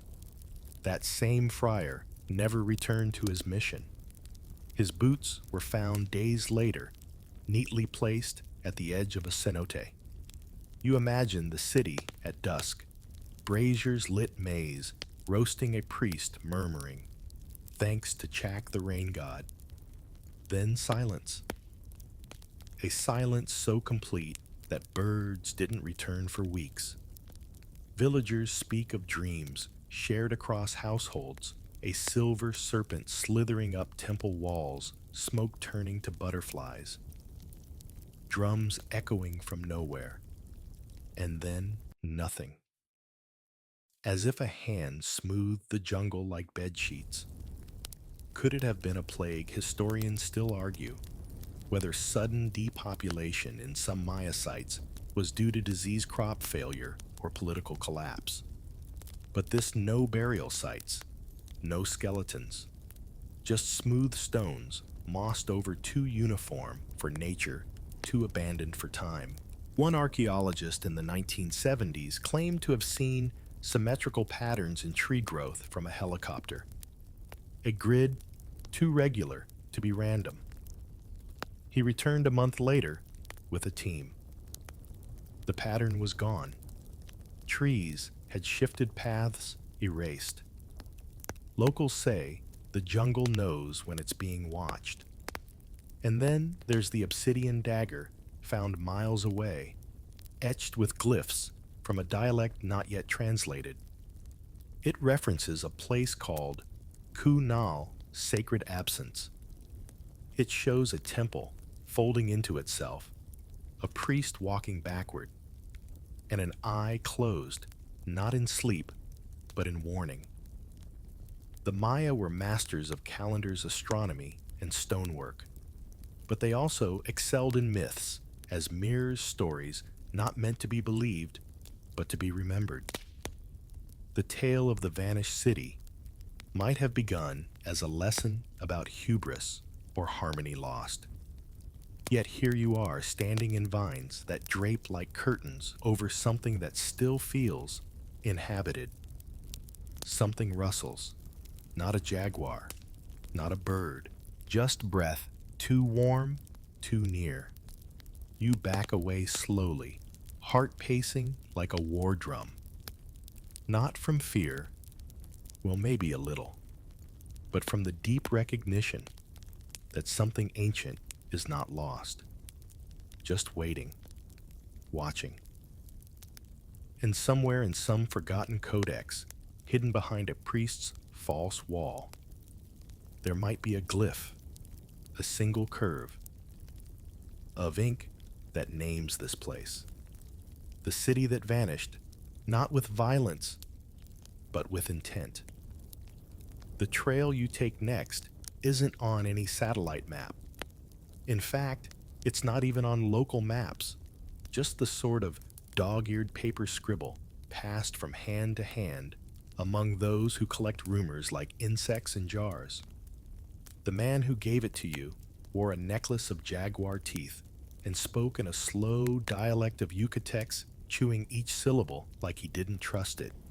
It only shows up after rain, he said, tapping the corner, and only if the birds are quiet. So now you walk under dripping fronds, listening for silence. The supposed map you follow doesn't lead to treasure or ruins. It winds toward a whisper of a place called Whole Tunic, the hidden stone. According to legend, Maya runners once used a secret network of trails bypassing main roads and sacred highways. These trails were narrow shaded and lined with Chultan's bottle-shaped storage pits that doubled as ambush shelters or rest stops. Only the elite messengers, the Halach Winnick, knew them all. But those maps, not a single one has survived. Or rather, none have surfaced. A few tantalizing glyphs carved into cave walls suggest detours and solar positions, but every attempt to piece them together has failed. Historians still argue whether such a route system existed or whether it's all myth layered over real roads like mist over ruins. You come across a carving half swallowed by bark. It shows a foot, a flame, and a serpent's tail. Theories abound. It could represent a hidden courier system guarded by priesthoods, or a metaphor for the winding journey to enlightenment. But you start noticing a pattern. Every fifth tree bears a notch carved deep, but now mossed over. It leads you deeper into the understory, and your pack feels heavier, like the humidity's begun to conspire. And then suddenly, you're there. A wall, not of stone or mortar, but of arranged roots and vines impossibly woven. Behind it, a passage just wide enough for one body. You crawl through. Inside is a small clearing with 4 smooth stones aligned perfectly with the setting sun. One bears a faint groove and outline of a spiral, not unlike the Maya symbol for travel without return. It glows faintly as the sunlight hits it dead on. Back in 1932, a pilot flying over the Peyton Basin reported seeing a road straight as an obsidian blade, cutting through jungle with no known endpoints. He sketched it from memory. That sketch vanished from his notebook. He later claimed someone had replaced the page with one that looked identical, but the road curved wrong. A mistake no Maya would make. You stand there wondering if you're standing on a ghost road. Not haunted, just forgotten so deliberately that even memory avoids it. The moss under your boots is too symmetrical. The vines seem to part just slightly ahead of your reach, then settle behind you like a lock clicking shut. The Maya knew their world wasn't just space, it was layers. Physical, spiritual, symbolic. Paths weren't just for feet. They were for souls, dreams, ideas. A lost map then might not lead to gold or glyphs, but to understanding. Or ununderstanding. A way to forget just enough to pass unnoticed. A wind brushes your ear. Not a gust, just enough to suggest movement, like someone walking beside you, just out of sight. You press onward through a thicket that smells faintly of limestone and copal. The clearing behind you disappears faster than it should. Even your footprints fade. By the time you look back, it's as though the forest has drawn a curtain. Somewhere in your bag is the map scrap. But the ink's run. The trail is gone. All you have now is a sense of motion and a whisper you can't quite place. You smell him before you see him, copal smoke clinging to feathers, clay, and sweat. The man stands just beyond the torchlight, draped in robes of dull turquoise and embroidered bone. His headdress isn't just decorative, it moves subtly. A serpent tail, sculpted from jade beads, sways as he turns his head. And yes, there nestled in the crown the unmistakable shape of a rattlesnake fang, capped in obsidian. He says nothing. He doesn't need to. The eyes outlined in black and steady, as the stars tell you what you've already begun to suspect. You've stumbled upon the Serpent Brotherhood. They aren't supposed to exist. Not in this century. Not since the Spanish tried to burn every scrap of Maya religion that wouldn't fit neatly into a baptism. But rumors persist. Whispers of a secret order that outlived empires by folding into the shadows, blending with farmers and masons, keeping ancient rites alive behind false doors and under false names.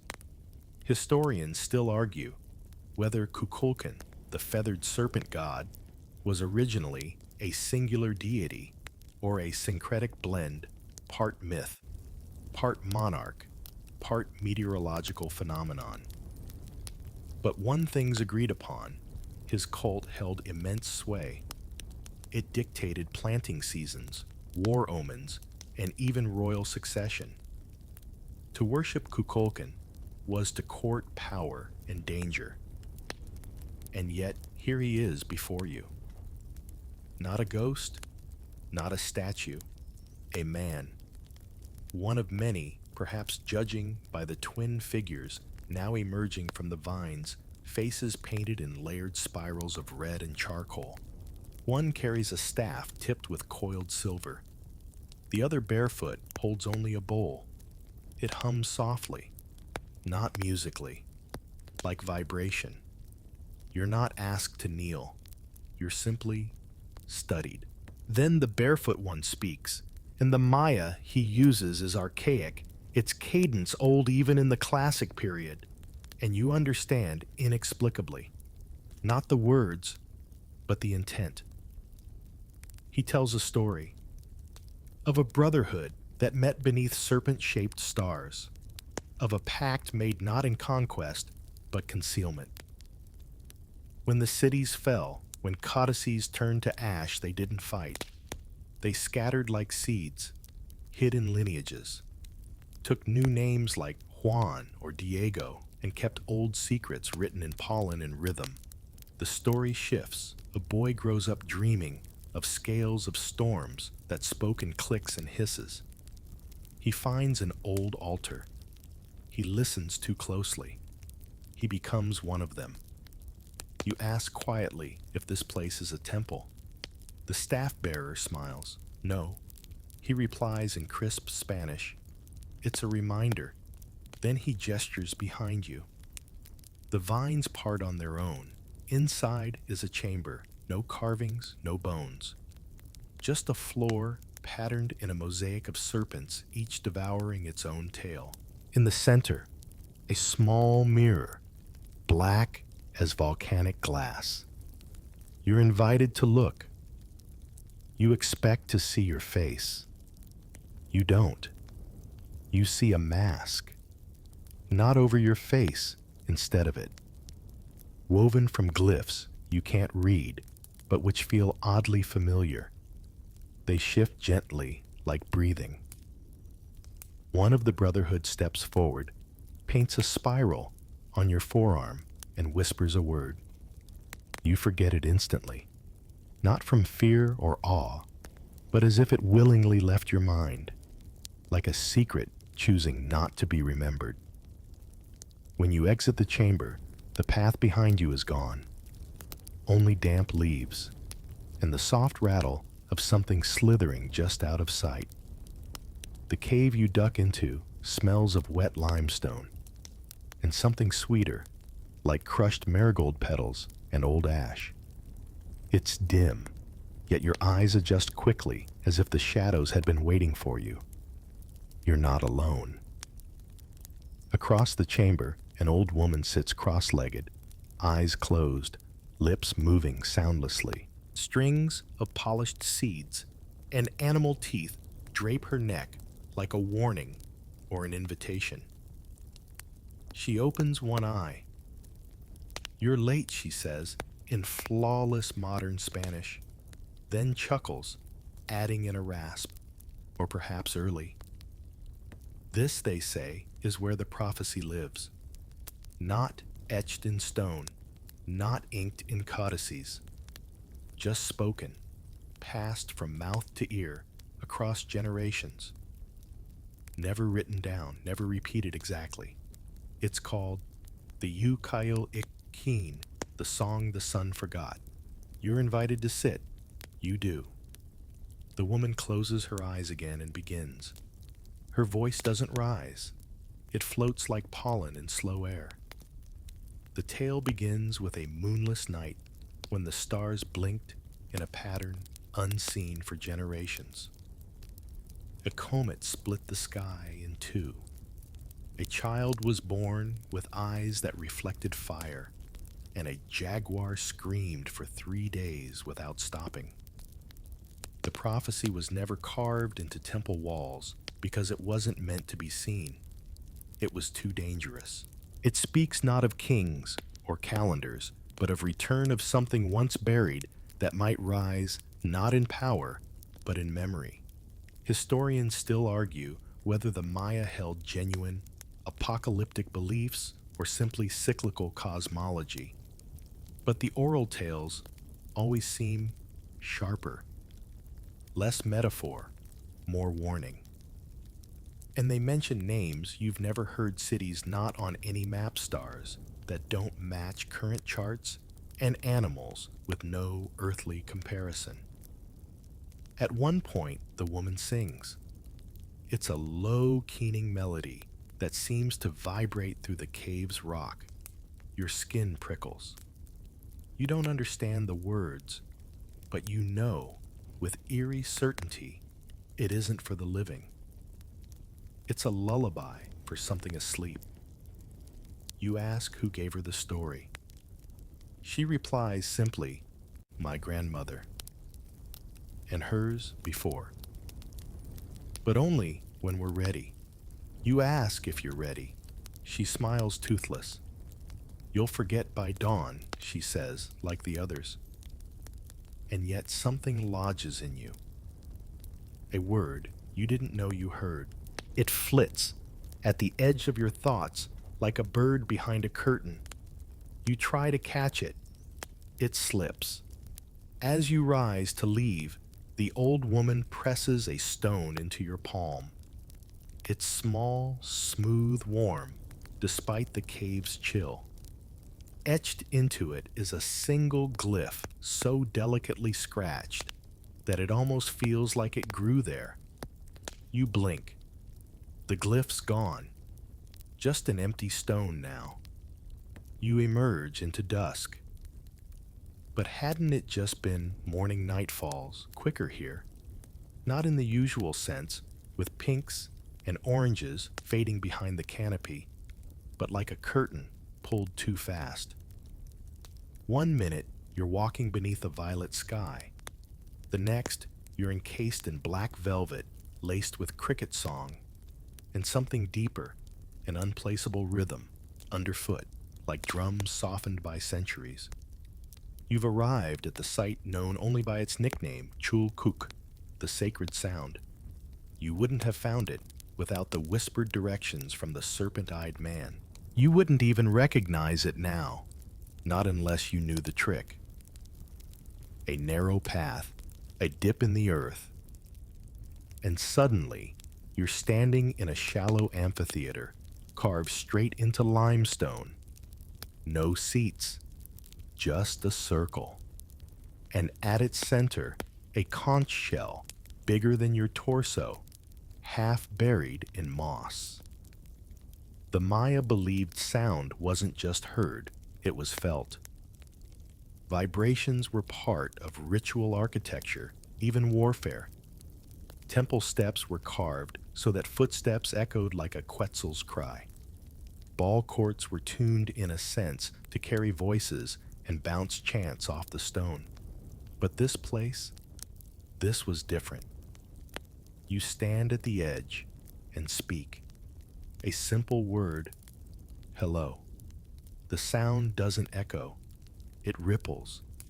You feel it in your chest, your fingertips, even in the roots of your molars. A warm hum curls up your spine.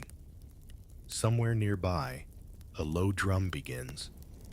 You didn't bring a drum. It doesn't sound like one. More like thunder held in someone's throat. Then the whispering begins. Not voices exactly, but tones shaped like language. You recognize fragments, the rhythm of old lullabies, the lilt of ancient prayers. And you're not hearing them through your ears. You're feeling them like a memory in your bones. One foot moves forward, not by choice.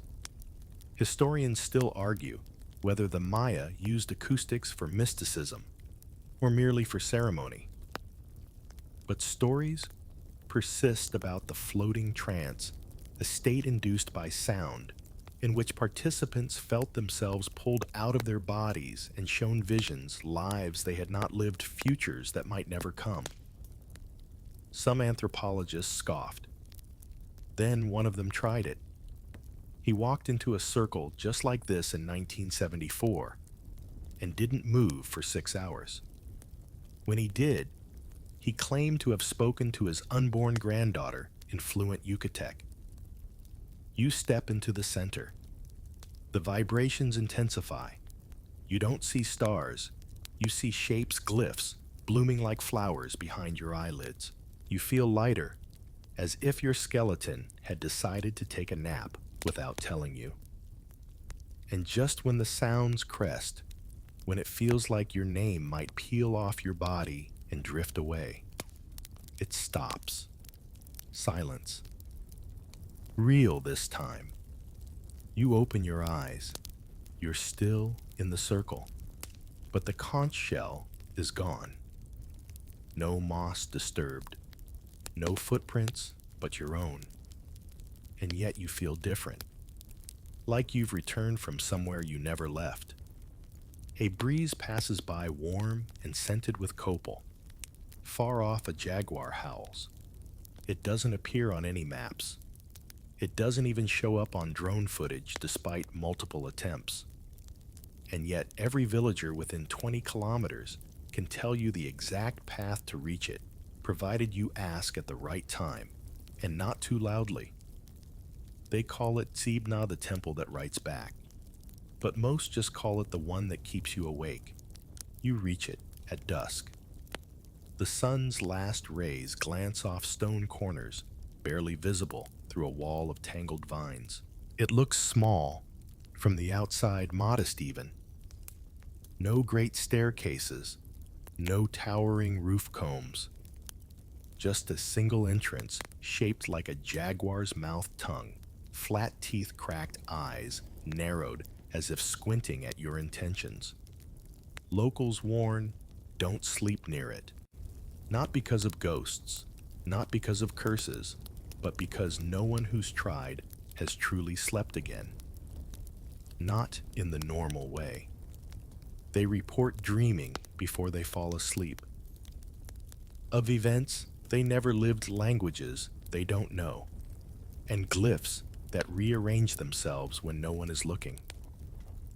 You cross the threshold. Immediately, the air changes. It's cooler, yes, but also denser, like walking through water. Your breath catches, not in fear, but in anticipation, like your lungs recognize something before your mind can catch up. Inside, the walls are blank, not weathered, not eroded, just untouched. Too untouched. But when your light sweeps across the far wall, something flickers. Not your imagination. A glyph, then another, then gone. Historians still argue whether such phenomena are the result of condensation insects or the power of suggestion. One archaeologist in the 90s claimed to have documented a shifting panel of inscriptions, here names and dates that changed subtly each visit. He was later dismissed for fabricating evidence, but privately, he kept a notebook with sketches that never matched the photos. You walk deeper. There are no torches yet. The space glows faintly like moonlight underwater. The floor patterns repeat spirals, teeth maze stalks, but none connect properly, as if laid by someone who only half remembered the design. You pause. Did you just hear your name not spoken? Written. Carved somewhere nearby. A feeling. An itch behind your eyes. At the chamber's center stands a single column. Around its base, small rectangular stones, perhaps offerings, but each bears a carved word in modern script. Spanish, English, even Japanese. You pick one up. It says simply, leave. Another reads, I saw too much. One is blank. Until you blink. Then a single glyph appears. You don't know what it means, but your stomach twists like it does before bad news. And the glyph fades again. You leave without touching anything else. Not out of fear, but because a dull throb has begun behind your temples. A pressure, and you get the sense that something was just about to speak, but changed its mind. Back outside, the sky has gone cloudy. A soft drizzle begins. You walk away quickly, not running. But when you lie down that night, your eyes won't close, because behind them, a glyph keeps drawing itself over and over. Morning light does little to soften the memory of the temple. You'd hoped sleep might scrub it clean, reset your senses like a flicked breaker. But when dawn comes, it feels less like a new day and more like a continuation. The glyph still hovers in your mind, faint but persistent, like a name you almost remember. You've arranged to meet an archaeologist at a dig site known as Sock Cob White Earth. She's late, of course. Everyone here seems to arrive late if they arrive at all. In the meantime, you wander past the cordoned-off trench, and that's where you see them. Bones. Not unusual here, but these don't sit right. Literally. They're wrong-angled, strangely proportions off. The femur's too long, the jaw too narrow. Even the teeth, still eerily white, suggest a diet unfamiliar to the region. High in fish, low in maize. A different bite altogether. One of the interns casually mentions they've been tested twice.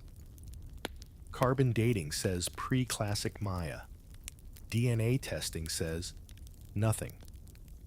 No match in existing databases. No known indigenous European or Asian markers. The report came back flagged non-human contamination suspected. Historians still argue whether the Maya encountered other civilizations deep within the Americas. Some believe isolated genetic pockets. Others suspect migration from unknown coastal peoples. But this isn't just different. It's dislocated. Nearby, another skeleton has been reassembled in a plexiglass case. It stands taller than most known Maya remains, well over 6 feet. The fingers are long, almost spindly, and the skull. It's subtly elongated, not unnaturally, but deliberately. Cranial shaping wasn't uncommon in Maya culture, but this shaping doesn't match known techniques. It's too smooth, too consistent. You stare unblinking. And then a whisper from behind. We don't display that one anymore.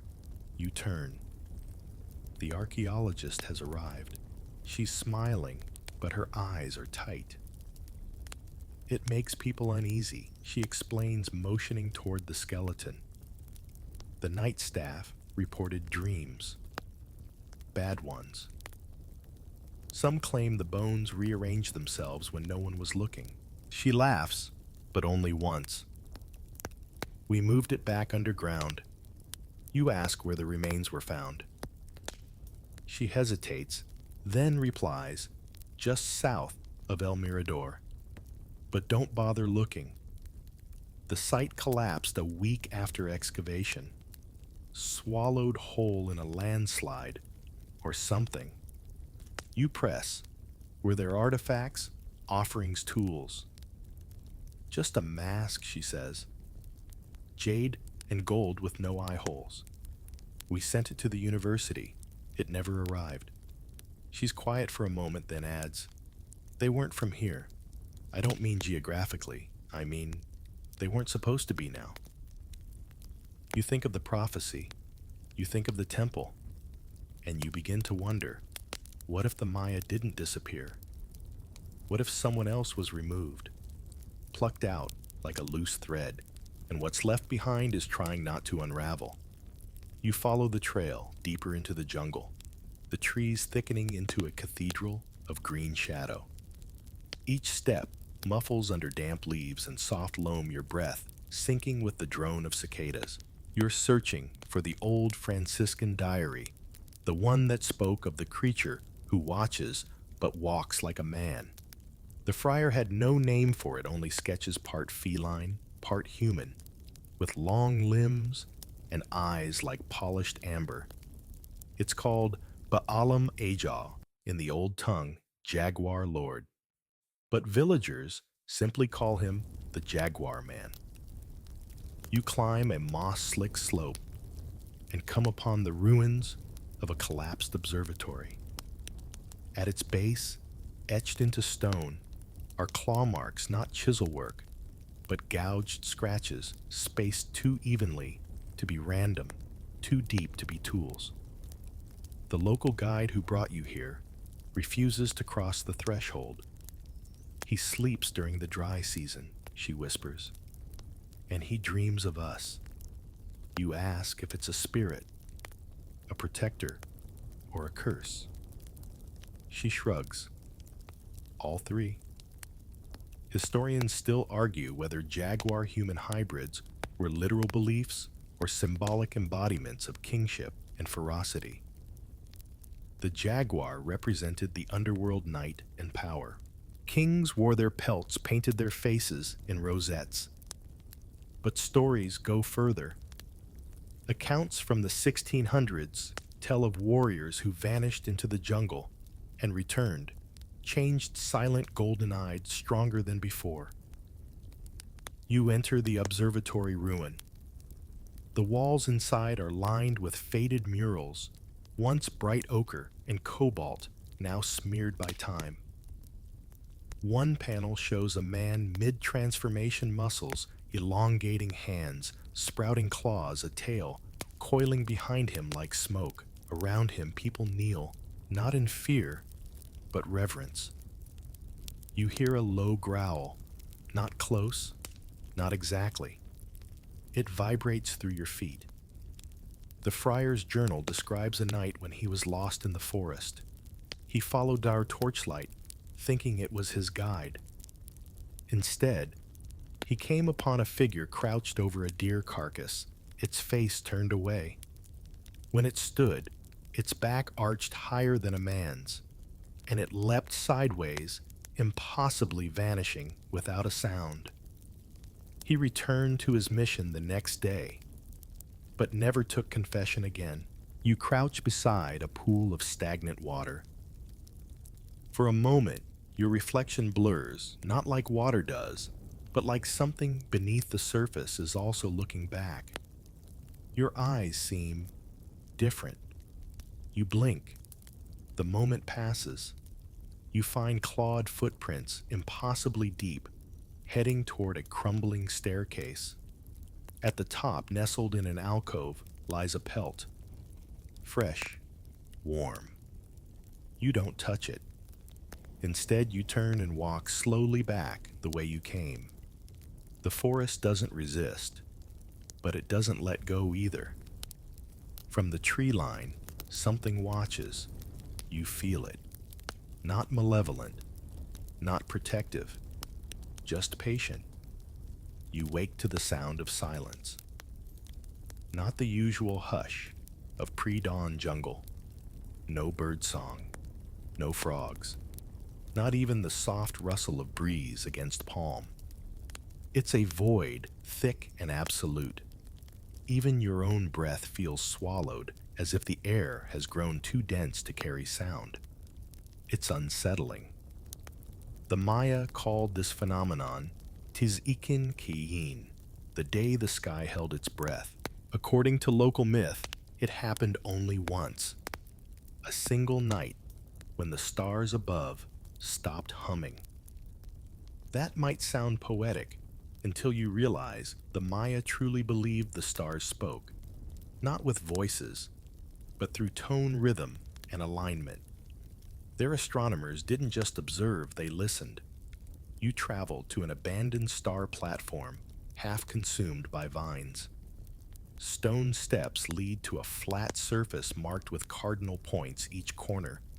still faintly painted in sacred reds and blues. Here, astronomers once tracked Venus-mapped eclipses and predicted rains. But on the night in question, recorded in a partially deciphered codex, the stars went quiet. No tones, no pulses. The sky became a black dome without breath. Historians still argue whether this tale was a metaphor for celestial alignment gone awry, or an actual record of an astronomical anomaly. One fringe theory posits a sudden meteorological inversion, thick fog trapping sound. But this doesn't explain the missing sky tones described by multiple sources. You lie flat on the platform, mimicking the posture of those ancient watchers. Usually, the jungle symphony returns by now, a bird trill, a monkey's cry. But not tonight. A priest's record from 743 AD details his experience on the night of silence. He wrote of feeling unmoored as if gravity flickered, of his shadow shifting the wrong direction, of stars flickering not brighter but differently. No twinkle, just a steady, unnatural gaze. He claimed one constellation had moved entirely. You close your eyes and hear nothing, but you feel something. A resonance deep in your ribs, faint and slow, like the universe trying to restart its drumbeat. You open your eyes. The stars seem closer, sharper, and just for a moment, you're certain you see one wink at you. Not a twinkle, a blink. You sit up quickly. The moment passes. Crickets resume. A parrot screeches. The jungle breathes again. But you never quite trust the stars the same way after that. It was supposed to be inert, just another artifact, destined for climate-controlled glass and a dusty museum label.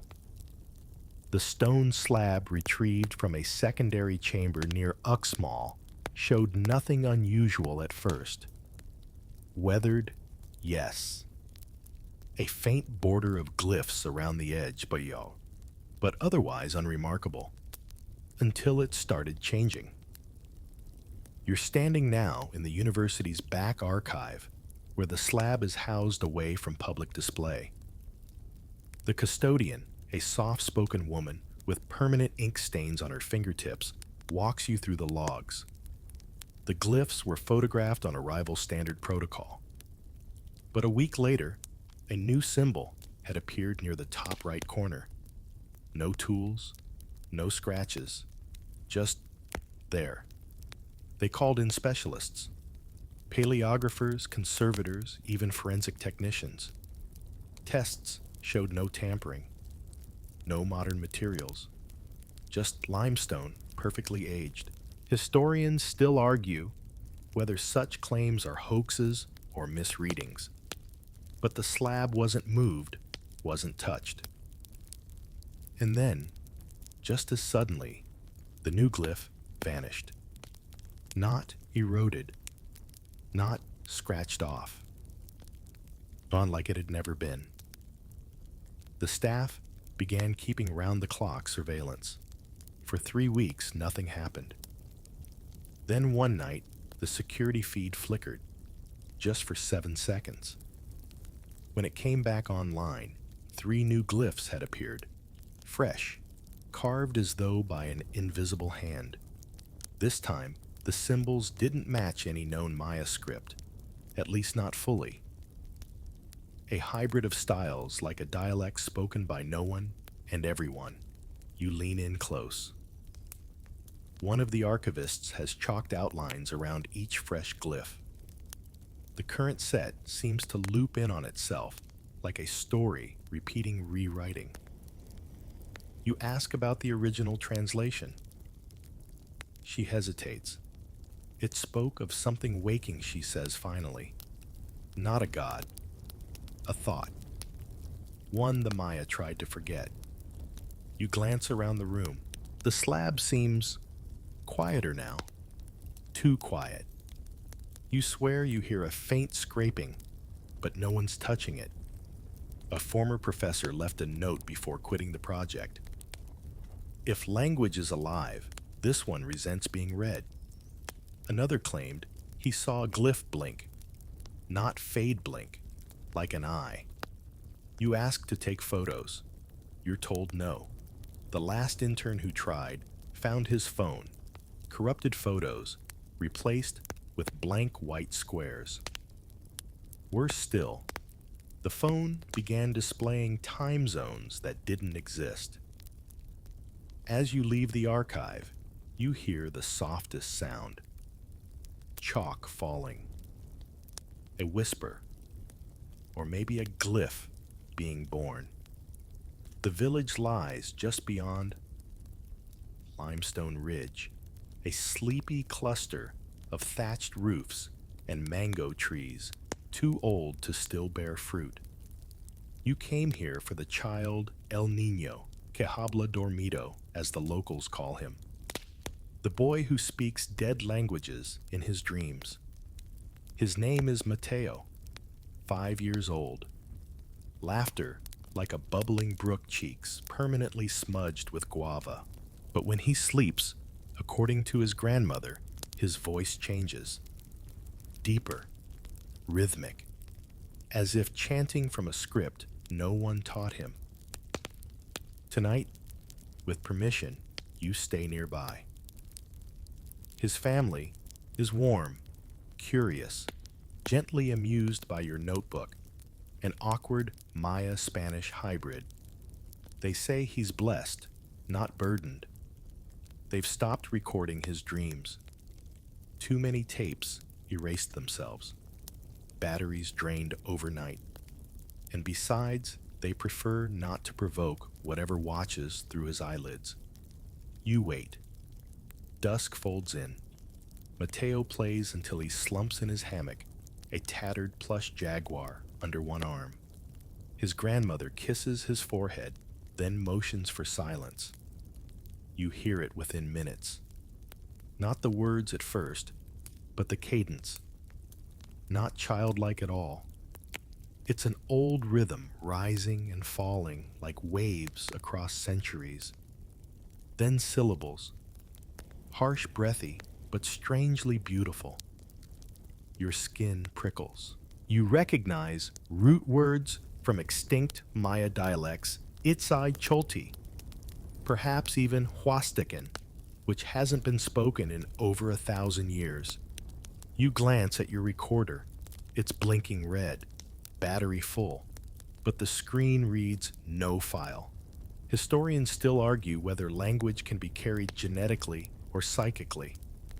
Most laugh at the idea, but a linguist from Guatemala once visited Mateo and left pale silent and suddenly obsessed with celestial glyphs. He disappeared a month later, leaving behind only a note. It's not the words, it's what listens. Mateo shifts in his sleep. His brow furrows. His lips move slower now, like reciting from memory. Then something strange happens. He laughs. Not his usual giggle. A knowing, amused chuckle that sounds ancient. His grandmother crosses herself. You lean in closer. His next phrase includes a name Kaktsikin, the firebird. Not a legend you know, but when you research later, you'll find references in a single broken codex, a being that speaks through dreams and remembers for the forgotten. The boy wakes. He looks at you, eyes unfocused, and says clearly, "You shouldn't write this down." Then blinks, smiles, and asks for juice. You leave the next morning.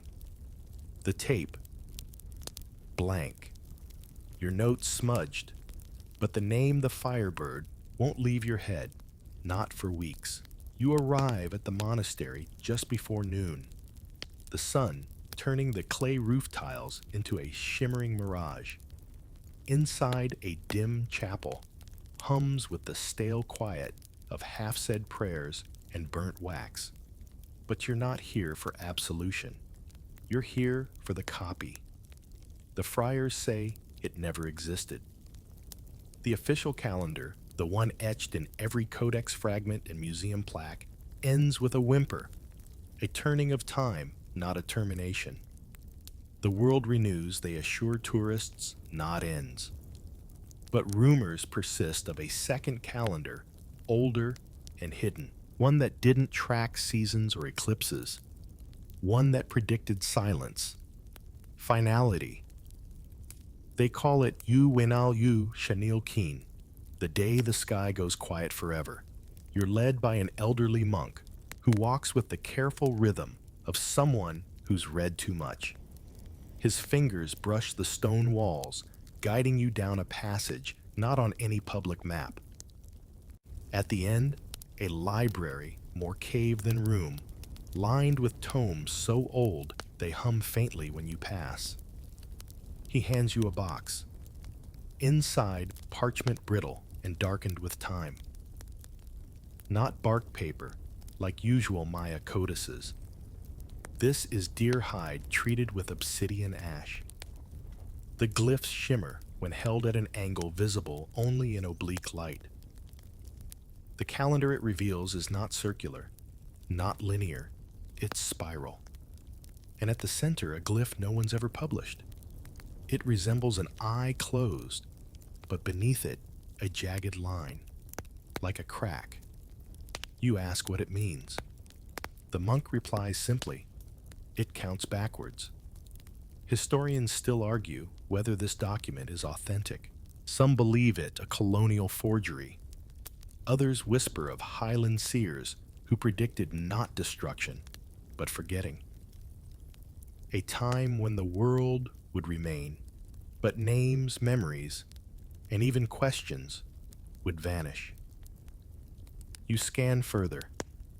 There are no dates past a certain point, just a blank ring and a note in a forgotten dialect. Not silence, not death, just closed. In 1998, a researcher claimed to have translated parts of this text and predicted a date, August 12, 2027. He died before publishing. Heart failure, they said. His notes were locked away by the university. You're told you cannot photograph it, but you notice something peculiar. The calendar moves. Each time you blink, the spiral deepens subtly. Not drawn, perceived.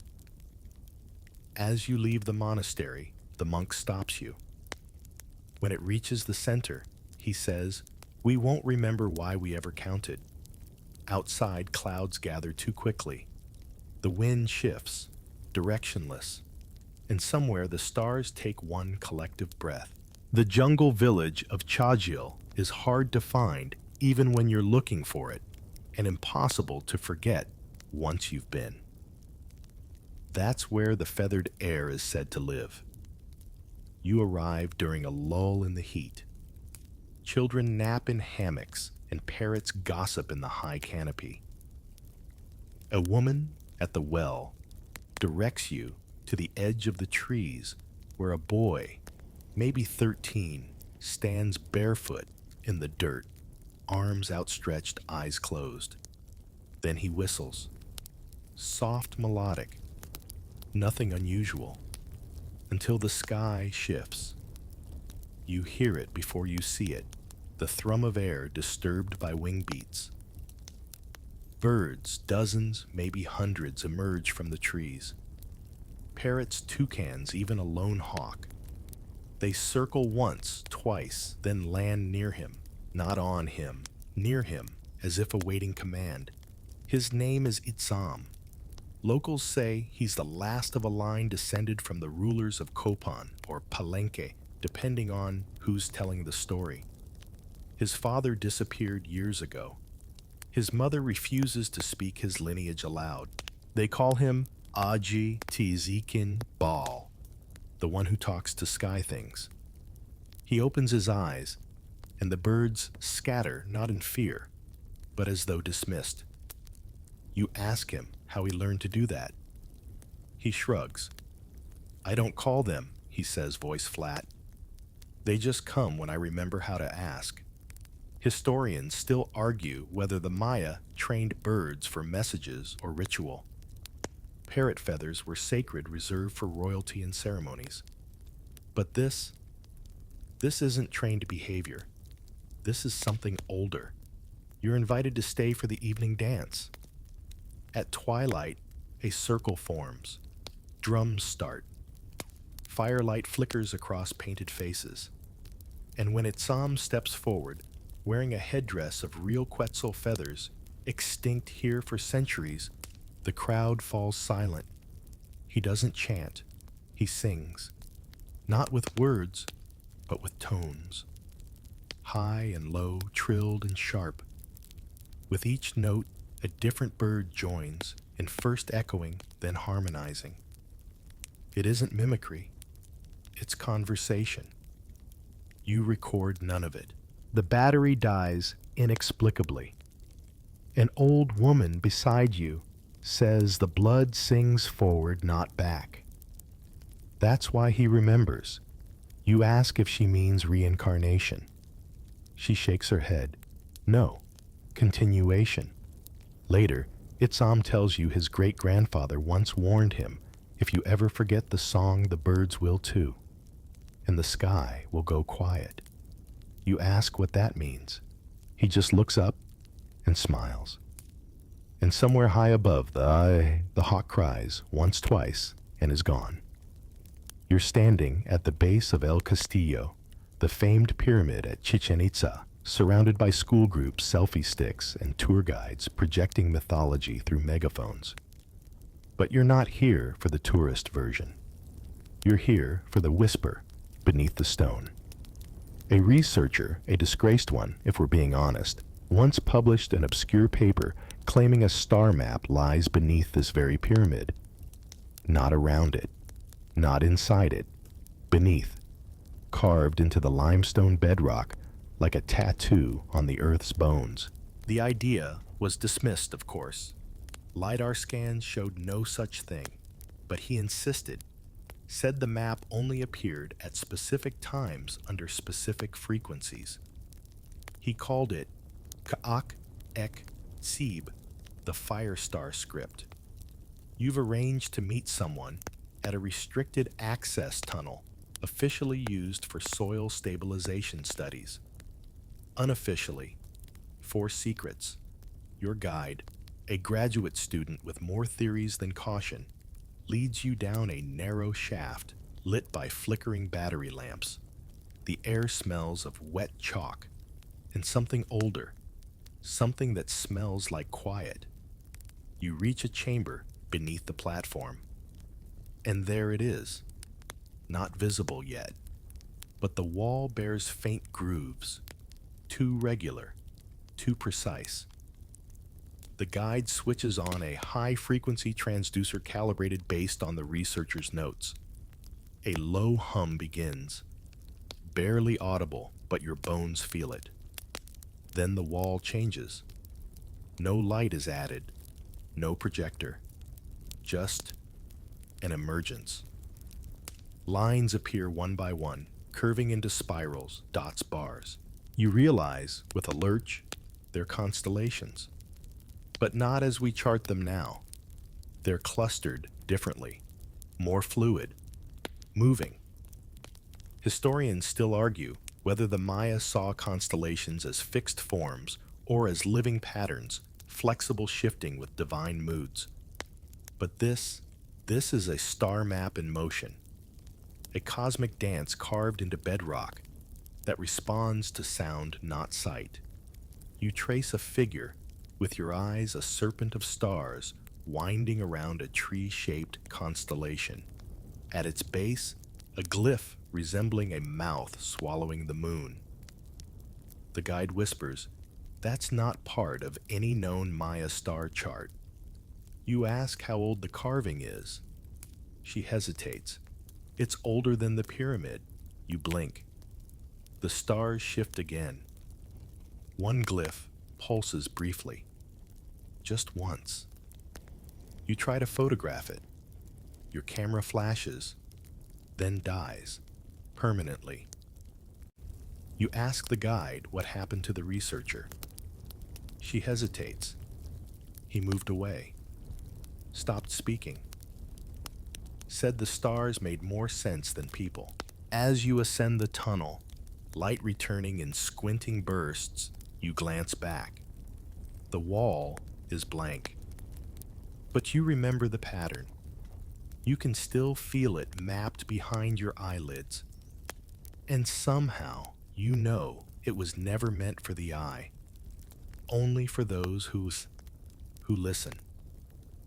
The tomb is small, humble even, not the grand resting place of a king or priest, but something more intimate, like a sealed whisper hidden away from the noise of the world.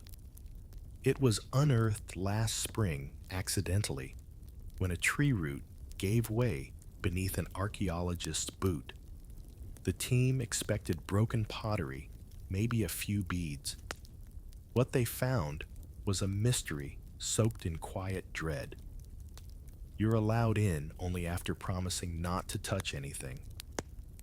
Gloves or not, the lead researcher insists it's better we don't disturb the balance. You think it's superstition until you see the stain.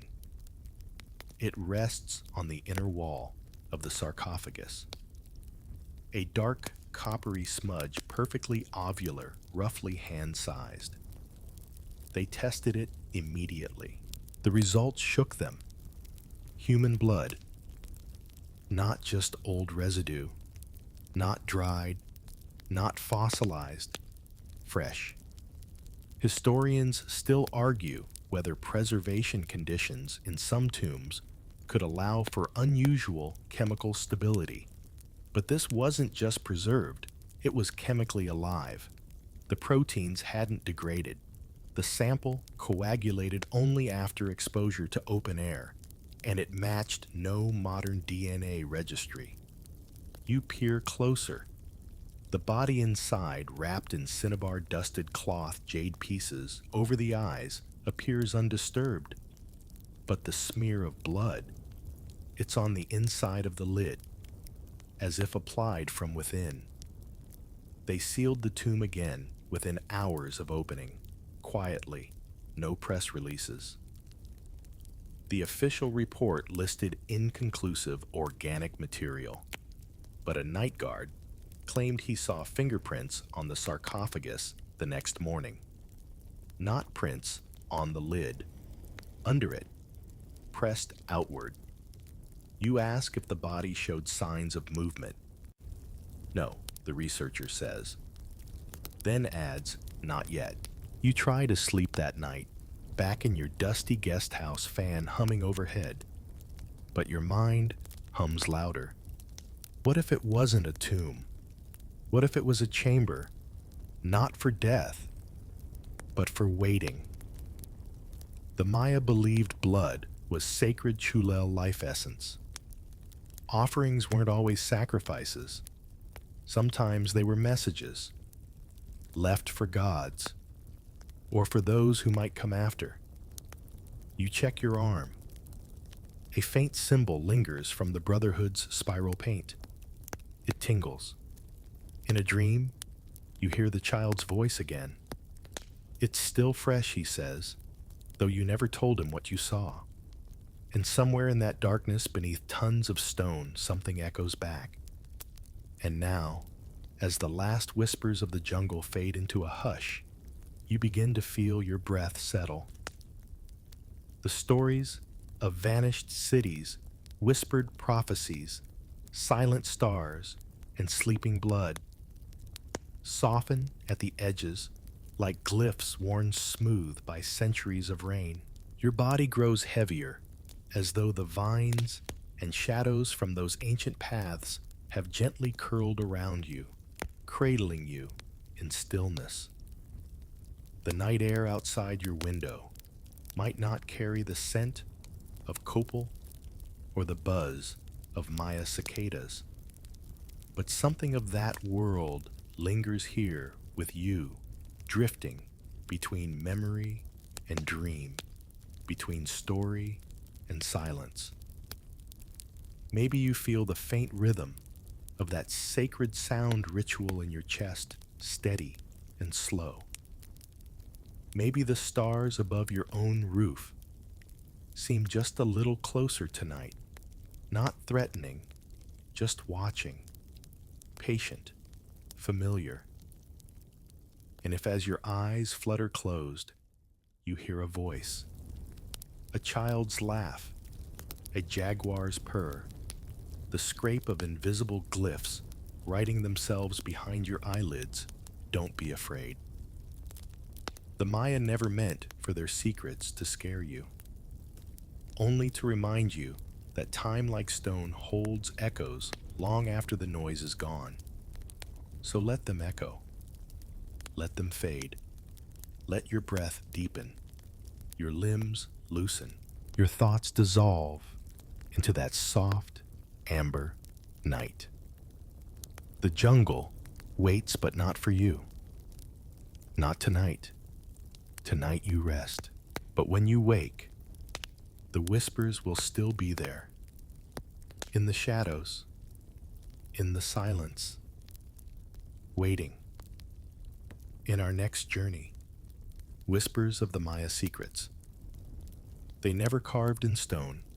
You'll hear what was never meant to be spoken. Subscribe now, so when the jungle speaks again, you're there to listen.